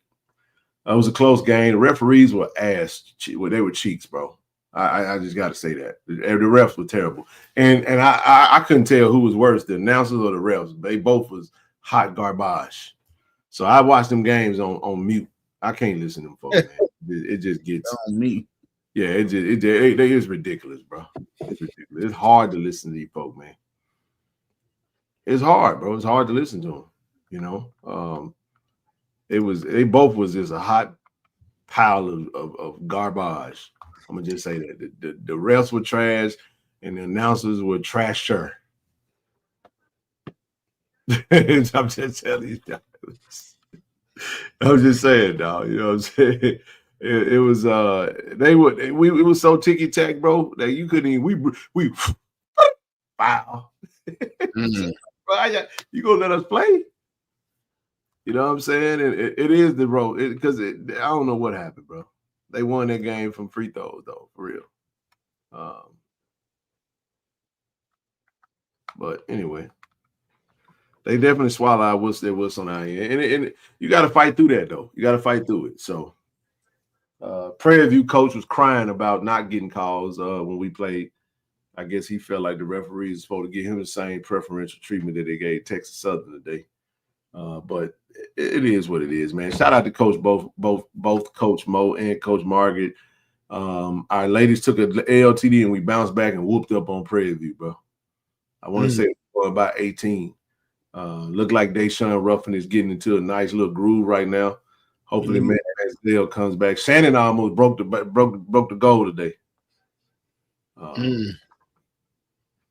So it's time to jail, you think? Yeah, we just gotta get healthy, bro. Manziel, get him back. You know, we got a few guys banged up, but I think we got who we got next, bro? As far as the boys, I think we play them more to Saturday. Bethune-Cookman. Bethune-Cookman on Saturday and FAMU on Monday.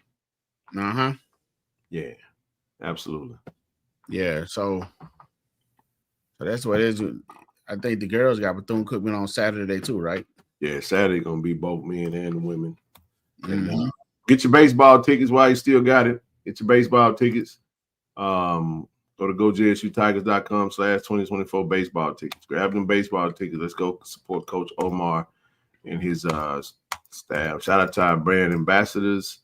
Grab them t-shirts, man, if you haven't already. They put that site back up there one more time for the baseball tickets. GoJSUTigers.com/2024 baseball tickets. Pack the A. All right. Can we talk about this? Talk about it. All right.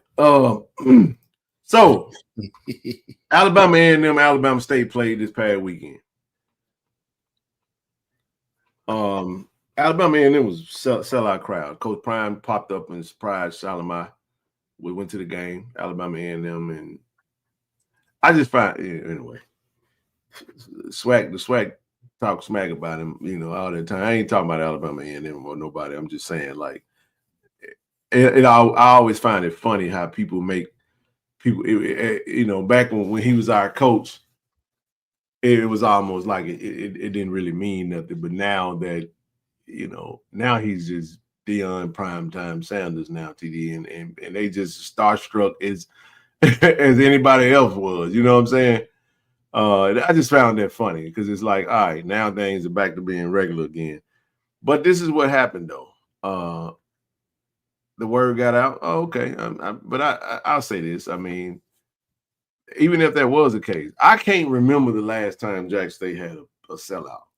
So I was talking to brother Mark. Mark was, you know, and I told him, I said, man, my mentality was if you build it, they will come. Now, I got to say this about our athletic administration.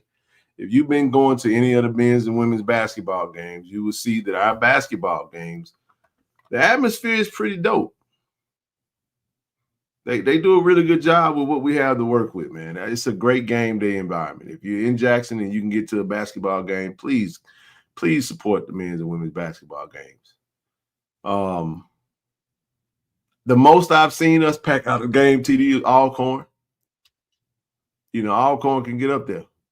But what I told them was, I said, listen, I absolutely believe, bro, that it would a renovated AAC would absolutely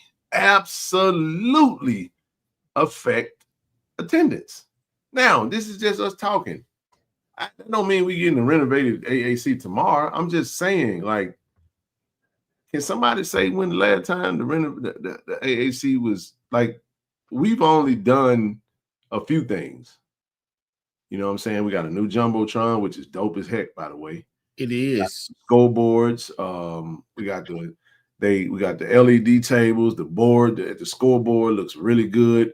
Man, the AD club, man, it's world class. The DJ at Shell B. I mean, we do a really good job, man, of putting on a game day atmosphere. But can I be honest, bro? Can we not? I mean, you telling me that if we upgraded, she said excuses. You said excuses for them not coming. This is what I'm gonna say. People like shiny new things. They do. Yes, we do need to go. Yes, we can go, and because that's also want to say. Well, I disagree. We really should do a better job of marketing basketball and getting out, like basically almost like pounding the pavement to get. But I was like, I don't believe that we're in an era. I just think times are different now, TD. You know what has really made things different now is the Jumbotron is shiny.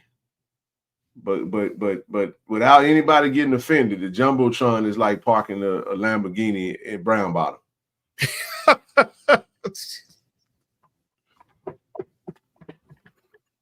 I'm just saying, bro. And I'm not saying that Brown Bottom ain't got some nice houses. Because I can talk about my own neighborhood if y'all don't mind. You follow what I'm saying? I'm just saying, like, we have to get out of remodeled inside, plus changing the atmosphere can make a difference. We have to get the city out. We have to. But again, I'm telling you, we need better. Like Tank took the words right out of my mouth. Right out of my mouth. I was just about to say that. TD, you take the same house. Tell me why you can take a house and TD, you can change the light fixtures, you can add a different color of paint, and you can stage it with furniture, and that mug will sell like that. Yes, sir. That's true. As opposed to it just being regular. I mean, there's anything, man. That's a car, there's anything that just renovate. Yes. So what I'm saying is this. Yes, we can do better in every area when it comes to growing attendance. And I'm just telling you, some people have just planted their feet into the ground and just like Jackson State sports, their Jackson State sports experience is Saturday at the vet.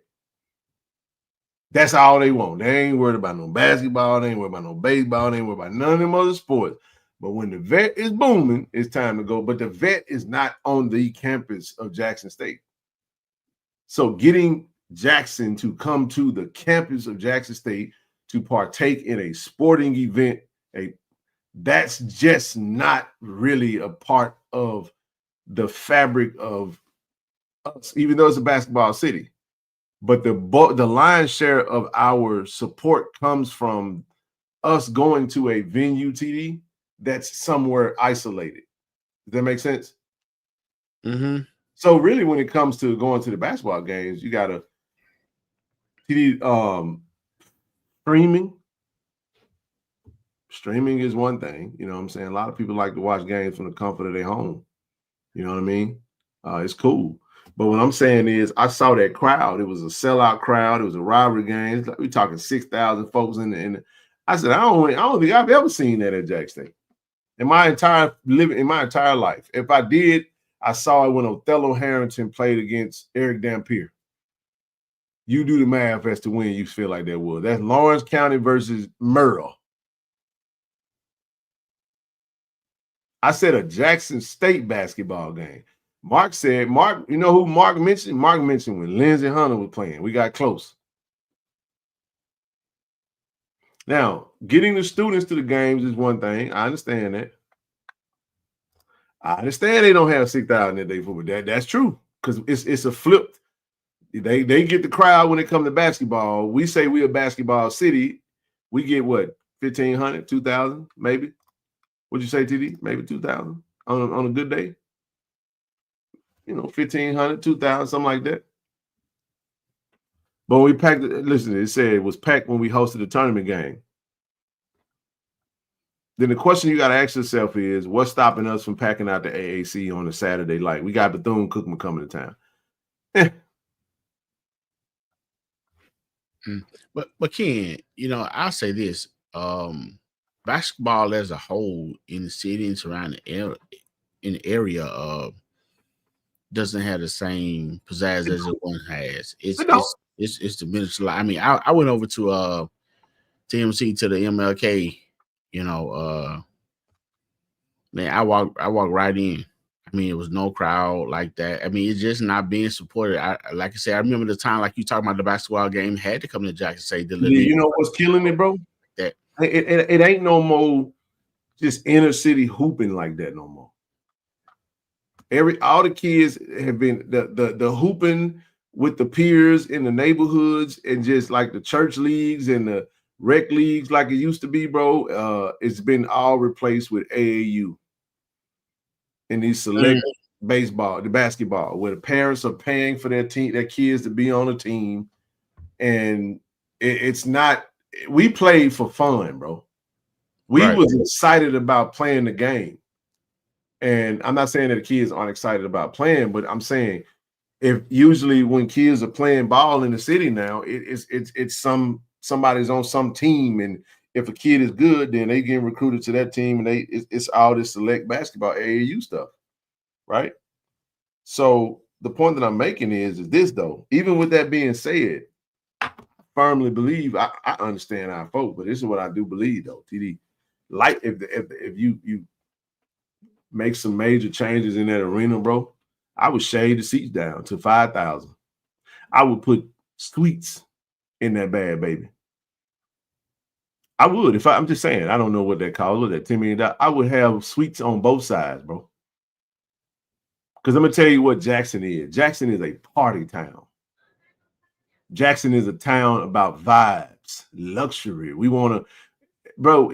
Dog, listen, bro. You know them suites will be sold out every season. You wouldn't have none left. Tell me, am I kidding? Probably not. I don't think that's the case. I'm saying, like, I just believe that it would take some stuff like that. You know what I'm saying? What can be done? You really got to be intentional too. You do have to market. Damn, they said we average 600 for home attendance. I'm just saying. So, I mean, there's some things that we could definitely do. You know, you can get creative. I mean, the school does a really good job. They have, like, when you look at the schedule right now, what is Saturday? What is it, Community Day or something to that effect?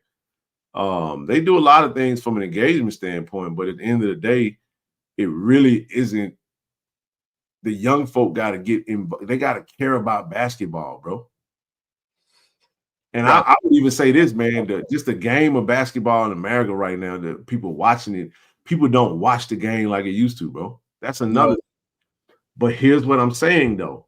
My question is, how does Alabama A&M versus Alabama State get that type of crowd? How do we get on that level when it comes to men's and women's basketball is the question that I'm asking. That's all I'm saying. Like, what is it? What does it take? Now, I was corrected today, not recently corrected, but more so educated. Shout out to Jen, shout out to CJ, they Alabama A&M Bulldogs. They was like, man, they referenced their previous venue, TD. They said that mug was packed out just as much as this one here, the new one. So they said the new one is actually the attendance kind of down some, but I don't pay attention to it. They do hate each other. Shit, I the same way with Alcorn. Why, you know, at the end of the day, I see Jack State Alcorn like Jack State, like Alabama and Alabama State. However, they do have a big classic where, you know, in the state of Alabama, they take that Magic City Classic pretty serious. It is a rivalry. Right. They only do that. I get it. No. I understand. I'm not saying it'll be every single day. But the point that I'm making is, I want you to follow me when I say this, though. I have never seen a sellout at the AAC in my life that is a Jackson State University basketball game in a city that we claim is a basketball town. The only point that I'm making is that just like people feel like TD, the marketing aspect could be better when it comes to selling basketball in the city. That's cool and all. I also feel that a renovated new brand, a new venue would help with that marketing.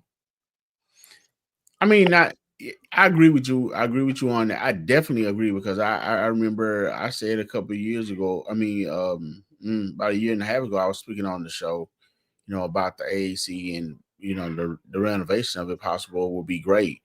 But also, we need to find a way at some point, maybe Coach Mo, Coach Richard, or someone will recruit a player that everybody want to come see. You remember, I think one of the last big players that we had in there, don't quote me if I'm wrong. I do remember Trey when we ended up going playing Florida.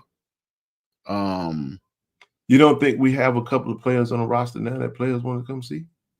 You went to a game that was standing room only with Spank and it was Yazoo City versus Ken High. Can we at the college? So don't tell me that can't Exit 119 pull up. They're gonna pull up. And Yazoo gonna pull up, but that's a rivalry though. You know what I mean? That game right there. We got those players though. We got to get those type of players in the house. But Deshaun Ruffin was the Gatorade Player of the Year. Right. And he from Callaway. So is Dorian McMillan from, from the coast. But yes. Biloxi. Is it Biloxi or go for it? Which is a baller, by the way. He's a baller. That's right. Then you got Hoover. You got Ebo. And then you bringing in Mikey. You bringing in Simmons. Hell, he recruiting all the kids. He got Danny Dozens on the team. Yeah. So now we got to go win it. I mean, now you put it on the court. I'm not saying that. And then your coach is a legend in the city. Hell, we had a 5-time SWAC champion in women's basketball, and we still never had a packed out. Now, don't get me wrong. When we say packed out, we're not talking about the loyal fans that are going to be there. We're talking about adding to those fans. We know Brother Younger and Avis and Granny Ann and our usual. We're going to be there, dog. I'll be there every basketball game if I live in Jack. I wouldn't miss not one game, bro. I'm going to be right there. We're not talking about the usual suspects when it comes to those who are going to attend the game. The question is, how do we get the others to pull up? And that's the thing that I think.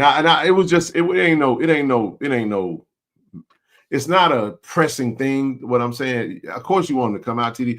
It was just in addition to, from my observation, I just firmly believe, there you go, 5 players from Jackson.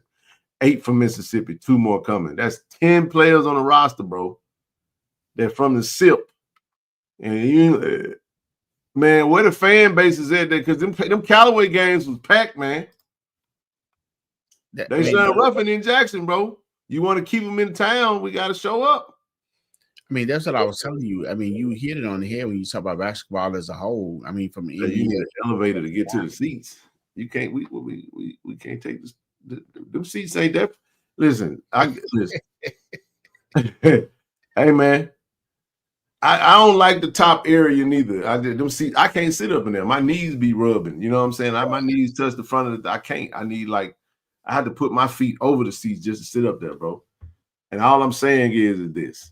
I just believe that if Jackson State was to get a upgraded, renovated AAC basketball arena, bro, I firmly believe that it would positively affect Jackson State basketball attendance. But it ain't no excuses from the people that's pulling up. I just think people just aren't interested, bro. I don't. But and that's what I was saying. It's kind of across the landscape, because even like a lot of these high school games, man, they used to be packed. You had to get there an hour early. It's just a landscape. Period. It's not just a Jackson State thing or any, like that. I don't believe. And that's understandable. It's done. It really is. It's more for dialogue purposes. I just believe, man, and I think that'll come within the next 5 to 10 years. I do believe with our AD, if he stays in place, or I see nothing but elevation coming for the university and growth and all, from a facility standpoint for all sports. It's not like you can do that tomorrow. You know what I mean? It would be nice. But boy, that would be a major, major. The outside looks great. Imagine if that thing looked like Travis can attest. I went to the Cal Baptist game, TD, this season, and I've always loved that. I like smaller, intimate basketball arenas. For sure. I want to be on your neck, making noise. I make it uncomfortable. I don't give a damn if it's a 3,000 seat stadium. It's not about that. That's why Duke has one of the most rowdiest fucking fan bases in college basketball. Do you know how many Cameron indoor hold, bro? 8,500.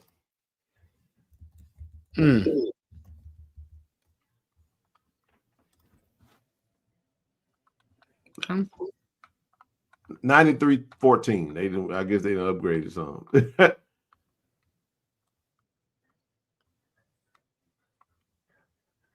Hold on just a second. 93-14 total.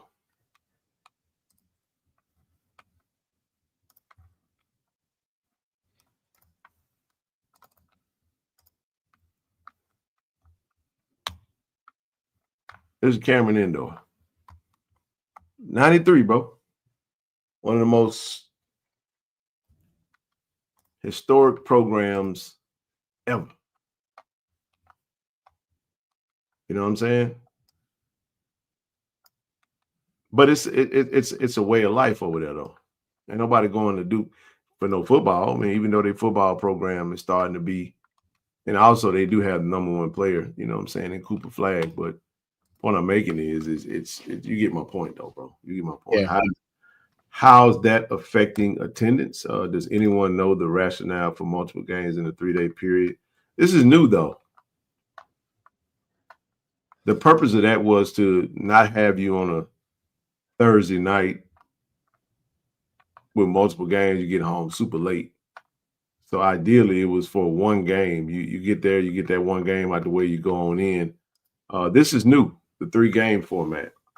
I just think when you want to go somewhere and be somewhere, Brother Sealy, you come on up. I want to catch this last 10 minutes, give you some time to chop it up with us. I'll say this. Nobody gives a damn about convenience, TD, when you really want to be somewhere. You ain't worried about what time you got to go to work next day. You want to be there, you going. We make consent. Them folk were going to Beyonce concert on a Monday night, dog. They had to be at work on Tuesday. Don't worry about going, though. Don't worry about going. But you're saying the key thing, though, and that's what's important to them. So, totally. Yeah, it's individual for each. It's different for every individual. It really is. But Ken, I think to make your point, I agree with the renovation. I don't think no one disagrees with the renovation that probably needs to be had at the AAC. At the same time, only thing that we can do as loyal fans that that goes to the game, that's support the basketball team and whatever sports that going on, is to continue to attend, and the coaches continue to recruit and continue to win. I mean, as you stated at the beginning of the show, if you build it, they will come. You know what I'm saying? So here's the thing. For the first time in the history of the SWAC, Deshaun Ruffin is the first McDonald's All-American.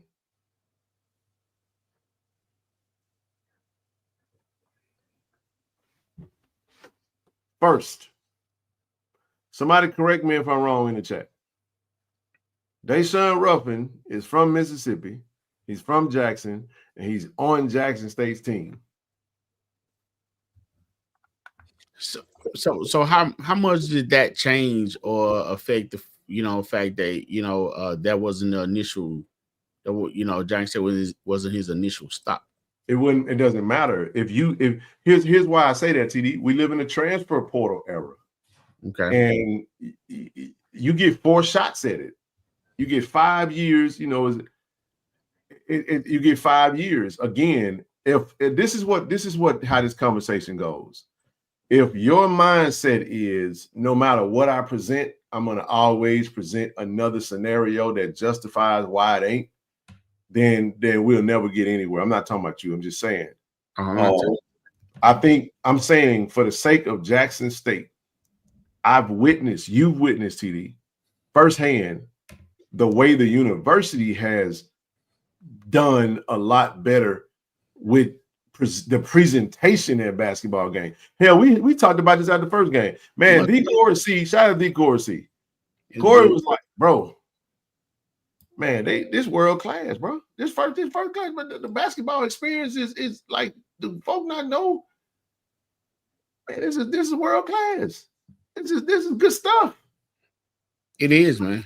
But can we be like definitely better? But let's be real.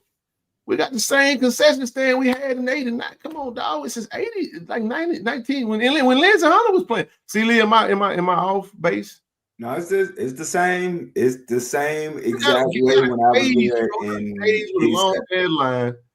And shout out to the Blue Bingo. I'm not pissing on nobody's cereal, man. I'm just telling you what it is. Now we know that it's coming, so don't take this as if we just got to get out of the mindset of feeling like when we're having progressive conversations about us being better, we're not attacking anyone. We're not saying it's just dialogue. And my theory, my opinion is listen, bro, Rob J does a good job. Richard does a great job. Shell B does a really good job of being in there. That's her lane, dog. You feel what I'm saying? They do a good job, man. AD Wells, Kilbert, they there. AD is there. Travis is there. Like everybody's really doing. The Jumbotron is beautiful. Streaming the game. They really do a good job, bro. And I'm not saying it's just because I'm an AD club. You enjoy the basketball games when we go. I enjoy it, bro. It's a great atmosphere. So for those who don't go, don't know, man, it's a good atmosphere. It's a good time, man. If you want to get to a good game, especially when we win it. However, it's the same thing. And there's a saying that says familiarity breeds content. You walk in there, you sit down in the little row, like the little church seats almost. People gonna be walking all day. That front row is terrible because people be walking in front of you the whole time, TD. Right? Which is why I sit up top. Yes, sir.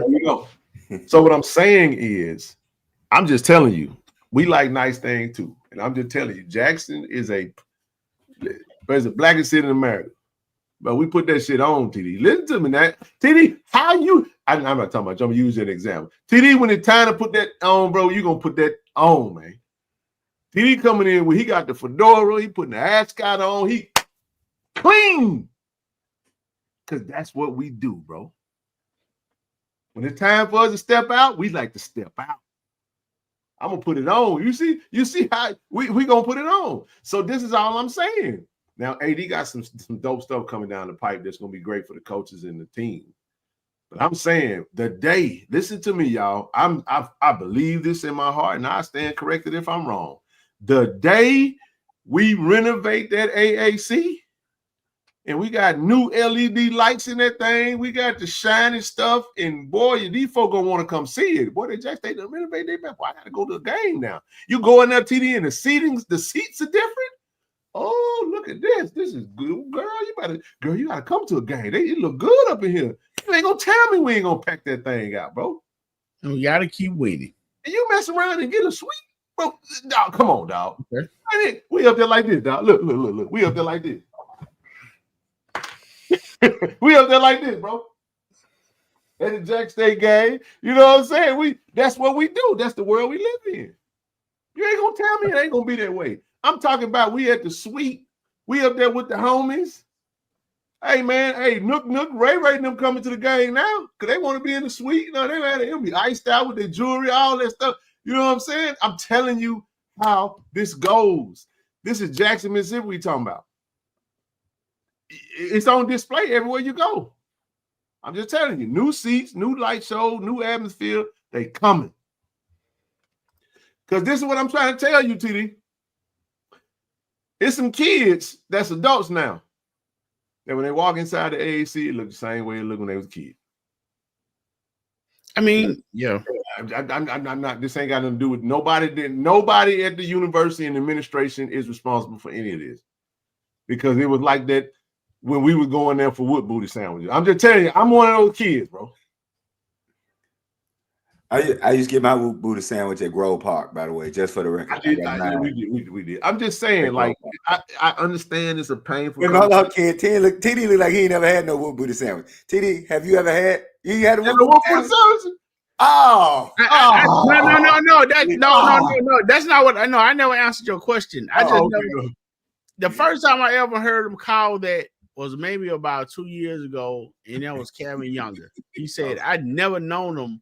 I was always known as Cold Cut or whatever. I don't know anything about the." Hey, TD. Is that a Jackson thing? Is that a Jackson thing, C-Lee? Hey, TD, I tell you one thing. The jungle juice, baby. One of the worst and greatest fights I ever got in, because they used to run out of chocolate milk. You had to be in that first line of boxes because they ran out of chocolate milk. Right. Here, there was that last chocolate milk box, and me and homeboy reached for it together. Oh, we tore the sandbox up fighting for that last box with that chocolate milk in it. They had to fix the sandbox over that chocolate milk box, boy. So yeah, I did that. I'm a fan. Hey, Carl, you see this that old Mobile Hasidity stuff, man. Hey, man, hey, man, go on back down there to Mobile to the Mardi Gras, man. Hey, what booty was the way to go, man? No. I got the free lunches. We just call it free lunch, a cold cut sandwich. Red jungle, man. Let me tell you something, man. Same thing? A red jungle juice would be amazing right now. Ken, the cows could be a fact. No. I could use my position and get in free. Pop for 3 people, pops for 3K. Well, that's kind of I don't. It could be for some, but I don't think. Ain't the game's like $12.50 or something? What's the game? How much is the game? $25. How much cost to get the game? But I will say this, Ken. That's also the reason to get season tickets. True, because with season tickets you can offset that. Yeah, because I will say this, it hit me $25. Okay, it hit me the other day. It was like, when you have season tickets, you don't have to think about wrestling up that money for every game. So that I would say that's the benefit of season tickets. Is you ain't got to think about getting it, you know. Mm-hmm. So they said they lowered the price. I think 18 and under get in free. Peace. Brookhaven here's all right, bro. Take care, man. We about to shut it down a little bit anyway. Right. But no, nosebleed maybe 12. Oh yeah, you talking about the court seat? Oh yeah, in the corner saying, okay, I got you. No. I think everything that we're discussing in some element is gonna touch somebody. The point that I'm making is that my solution is not a quick fix solution. It's a long-term solution. And I think it gives us time to get all the other stuff right. I saw Miss Granny Ann say, we got to be faithful before we get all the bells and whistles. So I guess we got to be loyal. And we got a loyal core, man. We got a loyal core of fans that come to games, and it's been pretty good. But I was just talking about, man, I would love to see us. I'm just talking about a sellout crowd. I would love to see that. I think TD, what kind of hurt the Deshaun Ruffin situation was because when he came, there was a lot of hype about him coming. He got hurt, and he had to sit out the entire season last year. So, and then too, when we started the season, he didn't really come straight out and start from day one. He kind of got eased back into it, but now he's playing, and it's kind of like people just lose interest fast, bro. Yeah. All right, fellas. Hey, TD. Yes, before you go, I do want you to hear this. Yeah, yes, sir. I was gonna hear you. I was gonna hear you first, but I know I gotta. No. This is just one little quick public announcement. If anybody's in Jackson, Mississippi, on January 26th. That's a Sunday. The Mississippi Museum, the Mississippi Civil Rights Museum, is going to be showing a documentary. The title of the documentary is Always a Winner. Roy Curry, a quarterback ahead of his time.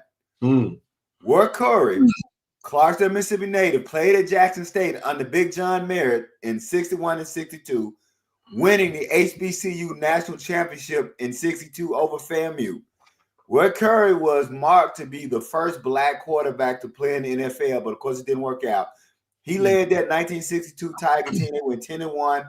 They beat the Rattlers 22-6 in front of 47,000 people at the 30th annual Orange Blossom Classic. And Roy Curry was the MVP.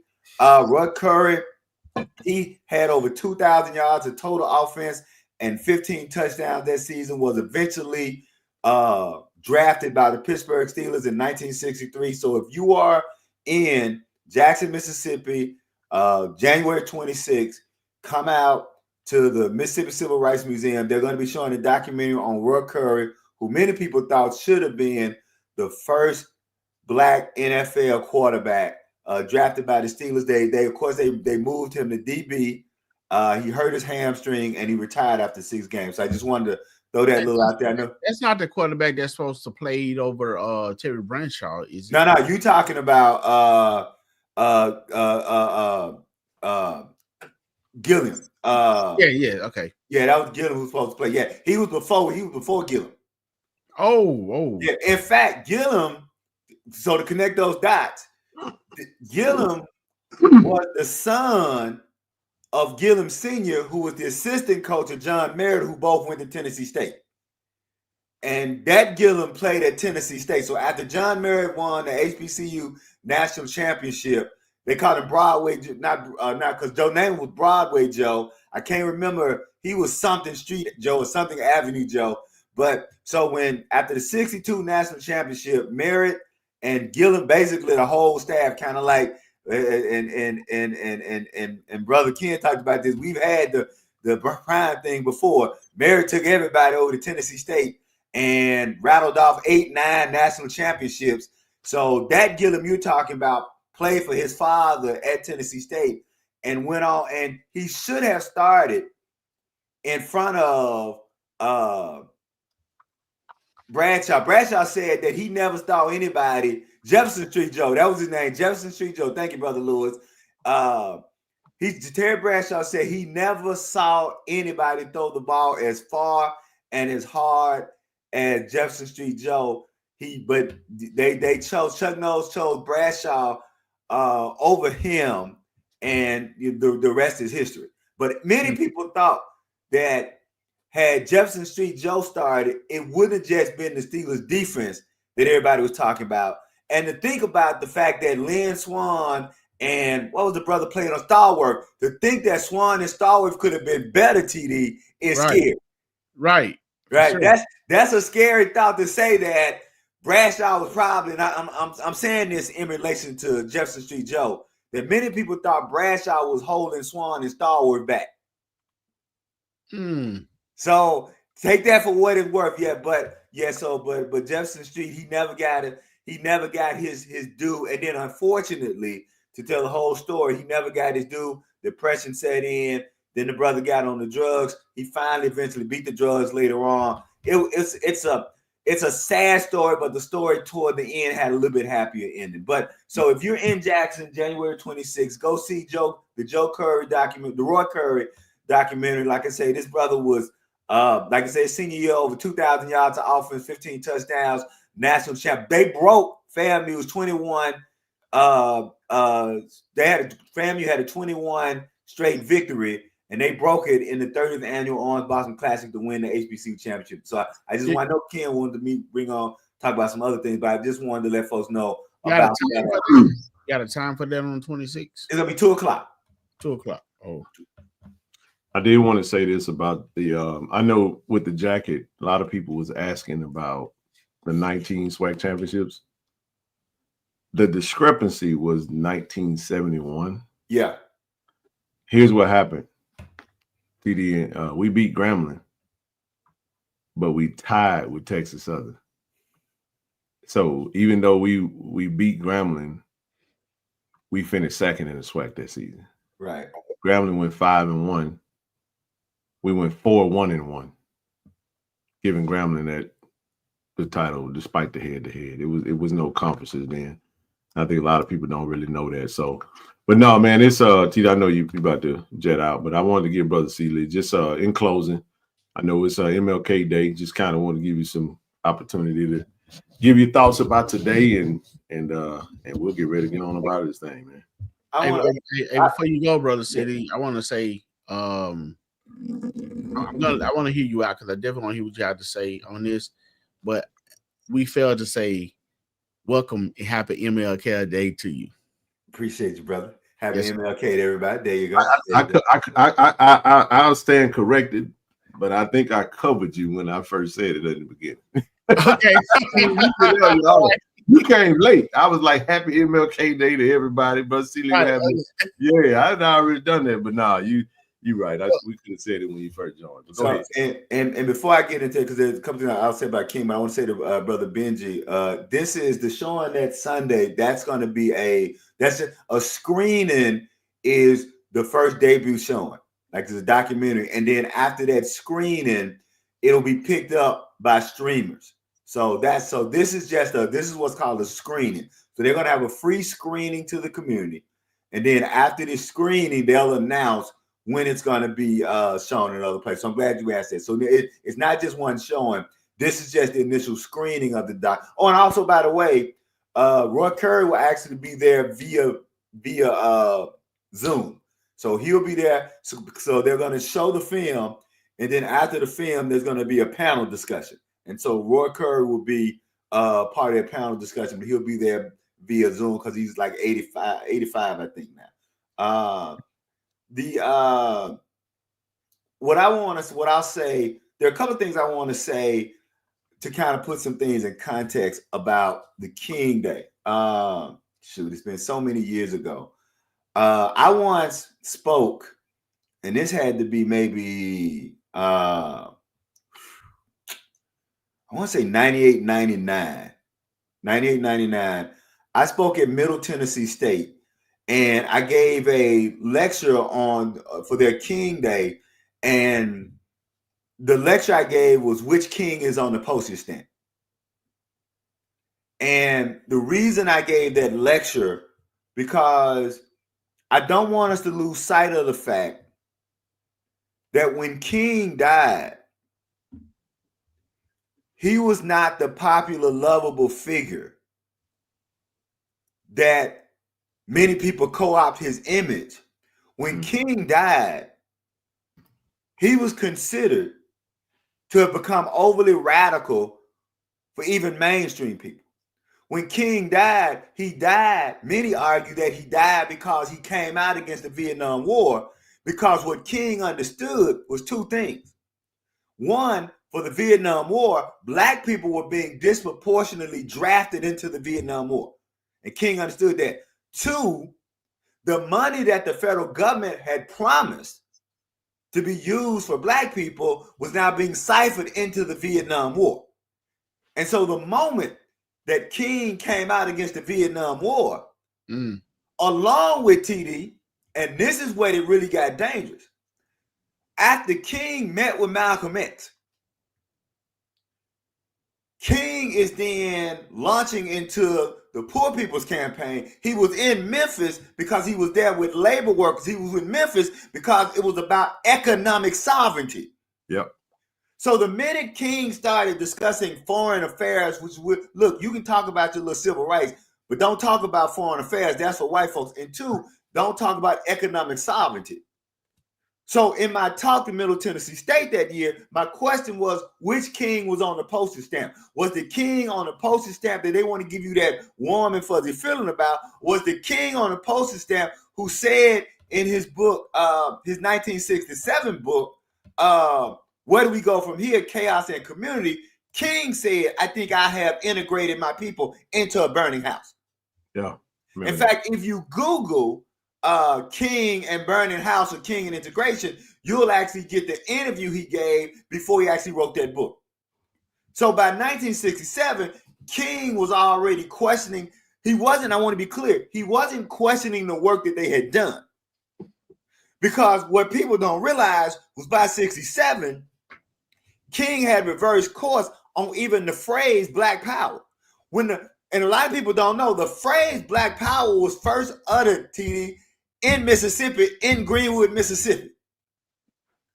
And when it was first uttered in Greenwood, Mississippi, King actually wasn't happy about it because he thought it would scare and worry white people. And by the time we get to 67, King is very clear that he understood that Black Power was an urge of Black people to become more involved politically, but to also create economic sovereignty. So the king that was assassinated in Memphis wasn't just this warm and fuzzy, can we come together and hold hands, sing Kumbaya? The king that was assassinated in Memphis was a king who was saying that more than being patted on the hands and on the backs by our oppressors, we need to be moving towards some economic sovereignty. So I tell people, and I'll close it up with this. Yes, we should remember. Thank you, Brother Lewis. It was Stokely Carmichael who became Kwame Ture. And let me tell you a little story about that, right quick. So Stokely Carmichael, Brother TD, had been saying the phrase Black Power privately among King them. And King told him, he said, Stokely, don't you get on that stage and say no Black Power, because the movement ain't ready for that, and it's going to worry white people. And Stokely promised King that he wouldn't say it. The next night, King had to leave Mississippi and go to D.C. So Stokely gets on the stage the next night. And TD, what Stokely does was he moves to the mic. So he said, hey, y'all, what is it that y'all think we need? And the crowd said, Black Power. What is it y'all think we want? And the crowd said, Black Power. Boy, King was so damn mad. King flew back to TD, and King said, Stokely, I told you. Stokely said, I didn't say it, King. They said Black Power. Right. So technically, although we give Stokely credit for being the first person to say Black Power publicly, it was actually Black Mississippians who said it. Stokely, I just asked them what they wanted. But again, if you go and read his last two books, Where Do We Go From Here, Chaos in Community, 1967, and if you read Why We Can't Wait, 1964, King was already talking about that integration without economic sovereignty. Now, I'm not saying that we shouldn't continue to read and recite the I Have a Dream speech. I'm not saying we shouldn't continue to read and recite the Mountaintop speech. But I always find it interesting, Brother Ken and Brother TD, there are two essays by King that we never mention. And those two essays that we never mention are Letter from a Birmingham Jail and Why I Can't Support the Vietnam War. And the reason that we never quote those two, because those are the two essays that make our oppressors uncomfortable. Now, I'm going to do a little tangent and bring you back, because I want to set up a little scenario for what Letter from a Birmingham Jail is about. So in the mid-1800s, Brother TD, there were two poets, one named Henry David Thoreau and one named Ralph Waldo Emerson, right? So you had these two poets, they were called transcendentalist poets, right? So Henry David Thoreau was all about freedom of the people. Where they were living, the government passed a law. And they instituted some new taxes. And Thoreau, who was a poet now, and Thoreau is one of the, people think I only read Black poets, but Thoreau is one of the militant political white poets that I grew up reading. And Thoreau was basically like, I ain't paying that. They said, well, if you don't pay it, you're going to go to jail. Thoreau said, man, that's against the people will. I ain't paying that. They put Thoreau in jail. Thoreau's partner, his homie, like it would be no different, Brother TD, if Ken they passed a law and Ken said, oh, I ain't doing that, I'm going to jail. And Brother TD, let me go down here and see about Ken. Why is Ken in jail? So Ralph Waldo Emerson, and I want you to hear what the exchange. Ralph Waldo Emerson went to see Thoreau in jail.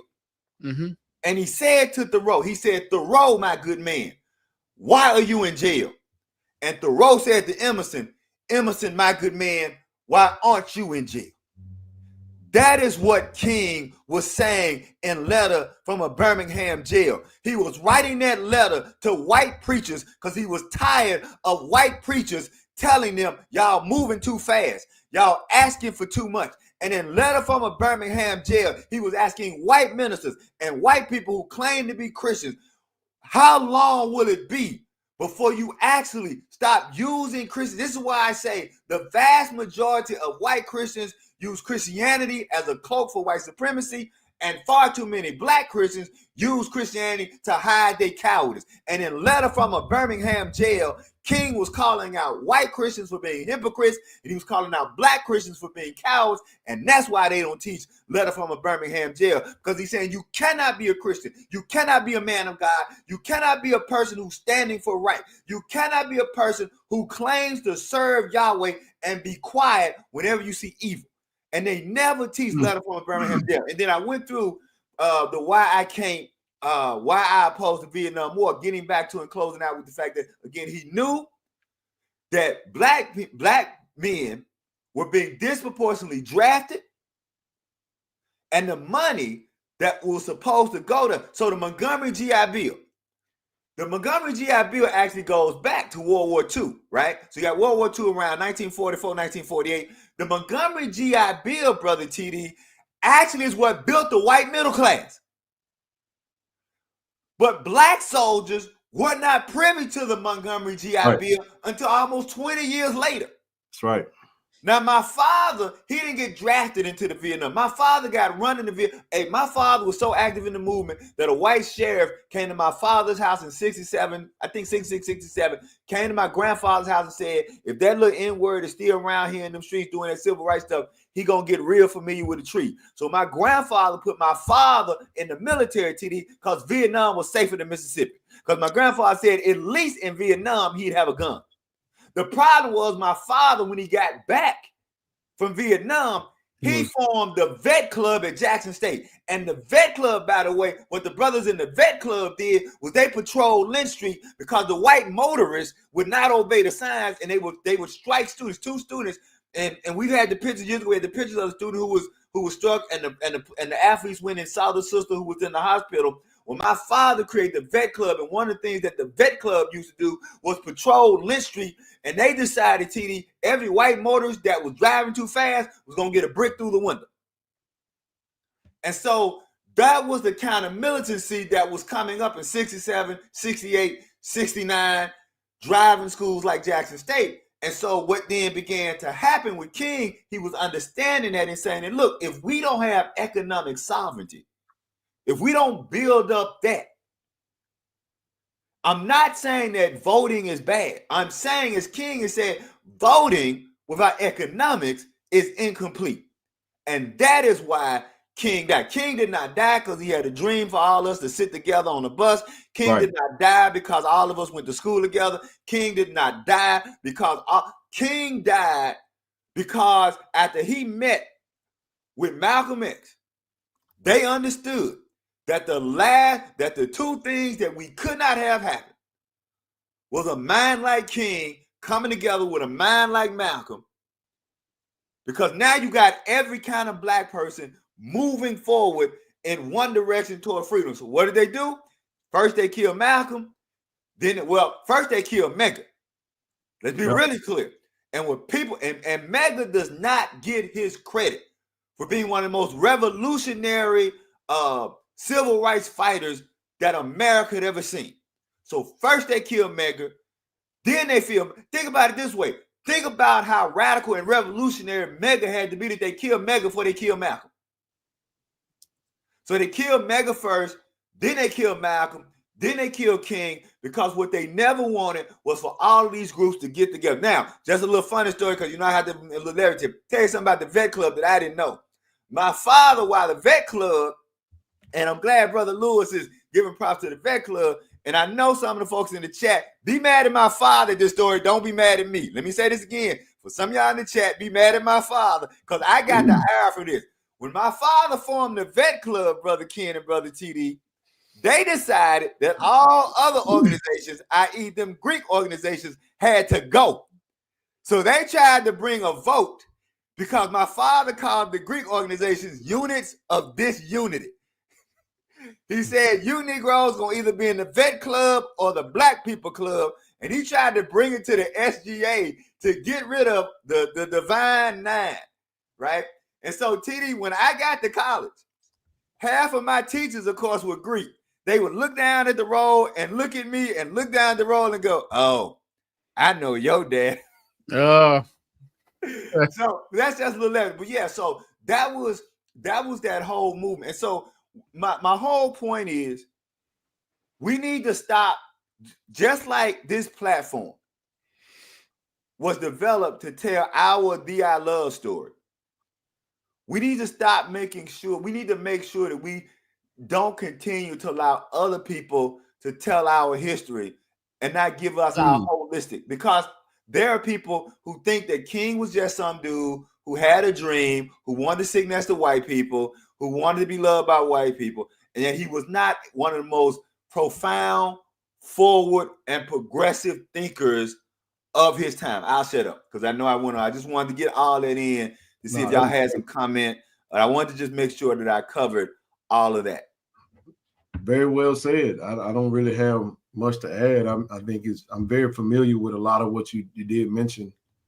I was listening to, I was watching the speech earlier today where he was saying, look, we on the way to DC, we come to get our check. Yep. It ain't for all that other stuff. He talked about, what they did with the immigrants that came in, how they was privy to certain resources that we weren't affording. And he went on the list and he said, on top of that, and on top of that, it just kept adding stuff out stuff. And it's like, man, then they basically tell the Negro, basically, pull yourself up by your bootstrap. And said, right. And you don't even have no boots. Right. Yeah. That's what I was thinking. Right. So no, very well said, man. I just man, this is good stuff. This is good stuff. I definitely appreciate it. TD, you got anything? TC. TD, you got anything you want to add before we get ready to close this out, man? It's a great show. I would say this. Again, I'm grateful. I can only imagine how it was, Brother C. Lee. Thank you for coming up, and breaking it down the way that you did. That was great stuff. I enjoyed it. I was very in tune, like I was in class again. So I got some notes over here too, by the way. So and I definitely plan to put that in mind to attend that documentary. Appreciate it, man. Appreciate it. So, I just want to end by saying that I'm still on a high from the parade. Yes. I'm gonna tell y'all this. I don't do parades. Oh, really? I haven't been to homecoming parade since I was 6 years old, and it was cold as hell. And at 6 years old, like, I ain't coming back to this. My mom and my dad had me out there, man. I was so cold. My little fingers were so. Since now, my wife and my grandson, they go to homecoming parade. I have not been to homecoming parade since 1970. I don't do parade. I don't do Christmas parade. I don't do homecoming parade. I'm damn sure ain't doing St. Patrick's Day parade. By the way, black people. I'm gonna just say this: unless you support colonialism disguised as religious missionary work, you shouldn't be celebrating St. Patrick's Day. That's all I'm gonna say. Now, don't get mad at me. Go do some research on how St. Patrick's Day got started and what that means. But if you want to go out there and get drunk with St. Patrick's Day, then go ahead. But just understand what you celebrate. But yeah, so I was out there from 3:30. I got there because I hate parking. So and that's right, Sister LaDon. You know, my fandom ends. My fandom ends at 45 degrees. Everybody know it. Brother Ken, Brother TD. If Jack State play a game and it's below 45 degrees, no, I'm gonna have my season tickets, but I ain't gonna be out there. So but I got there. I got there at 3:30 because I wanted to get there, get a good parking spot. So I got there at 3:30. I parked on that street in front of Howland Miles. So I parked over there, that street at Howland Miles, walked across. I was right there on the corner of Pascagoula and State Street. And from 3:30 until at the end, and it was a beautiful, to see. I think that we got into the thousands of people. Now, whether it was tens of thousands or whatever, I'm not gonna say, but to see all four streets of that block lined off, man. It was a beautiful day and night for Jackson State. It was a beautiful day and night for the city of Jackson. It was a beautiful day and night for Black people. And it it is the example. It is the example of what we can accomplish when we love each other together. That's what I'll say about that parade. That parade and that whole day is an example of what we can do together. We ain't gotta always agree. We ain't gotta always do the same thing.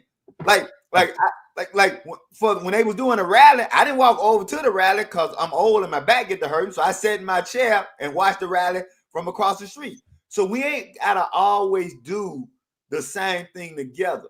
But if we love on each other, support each other that day, and so I'm still on a high, and that's it, man. I just wanted to say that it was just you know what?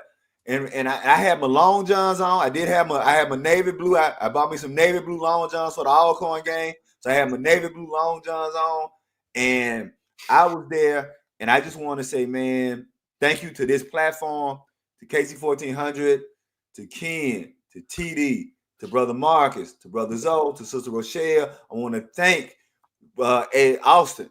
I want to thank everybody who jumped into this thing 2 years ago, who stood in the gap and has continued to illuminate everything. And thank you, Sonny Boo. I appreciate Sister Sheila D for sending the video out. I sent out a video 25 minutes of my time at the. I'm gonna send it out in the newsletter. So if you get the newsletter, you're gonna get the link in the newsletter. But Sister Sheila D, a couple of people got it early, and so appreciate Sister Sheila D for putting it up. And it was just a beautiful, beautiful, beautiful time. I'll shut up. Very well said, brother. We appreciate it. And we'll definitely have you back up soon. We'll be back on Wednesday, everybody. Man, happy MLK Day. We appreciate everybody. Thank you for coming up, Brother C. Lee. As always, y'all know what it is, man. It's D.I. love, man. Go Tigers, baby.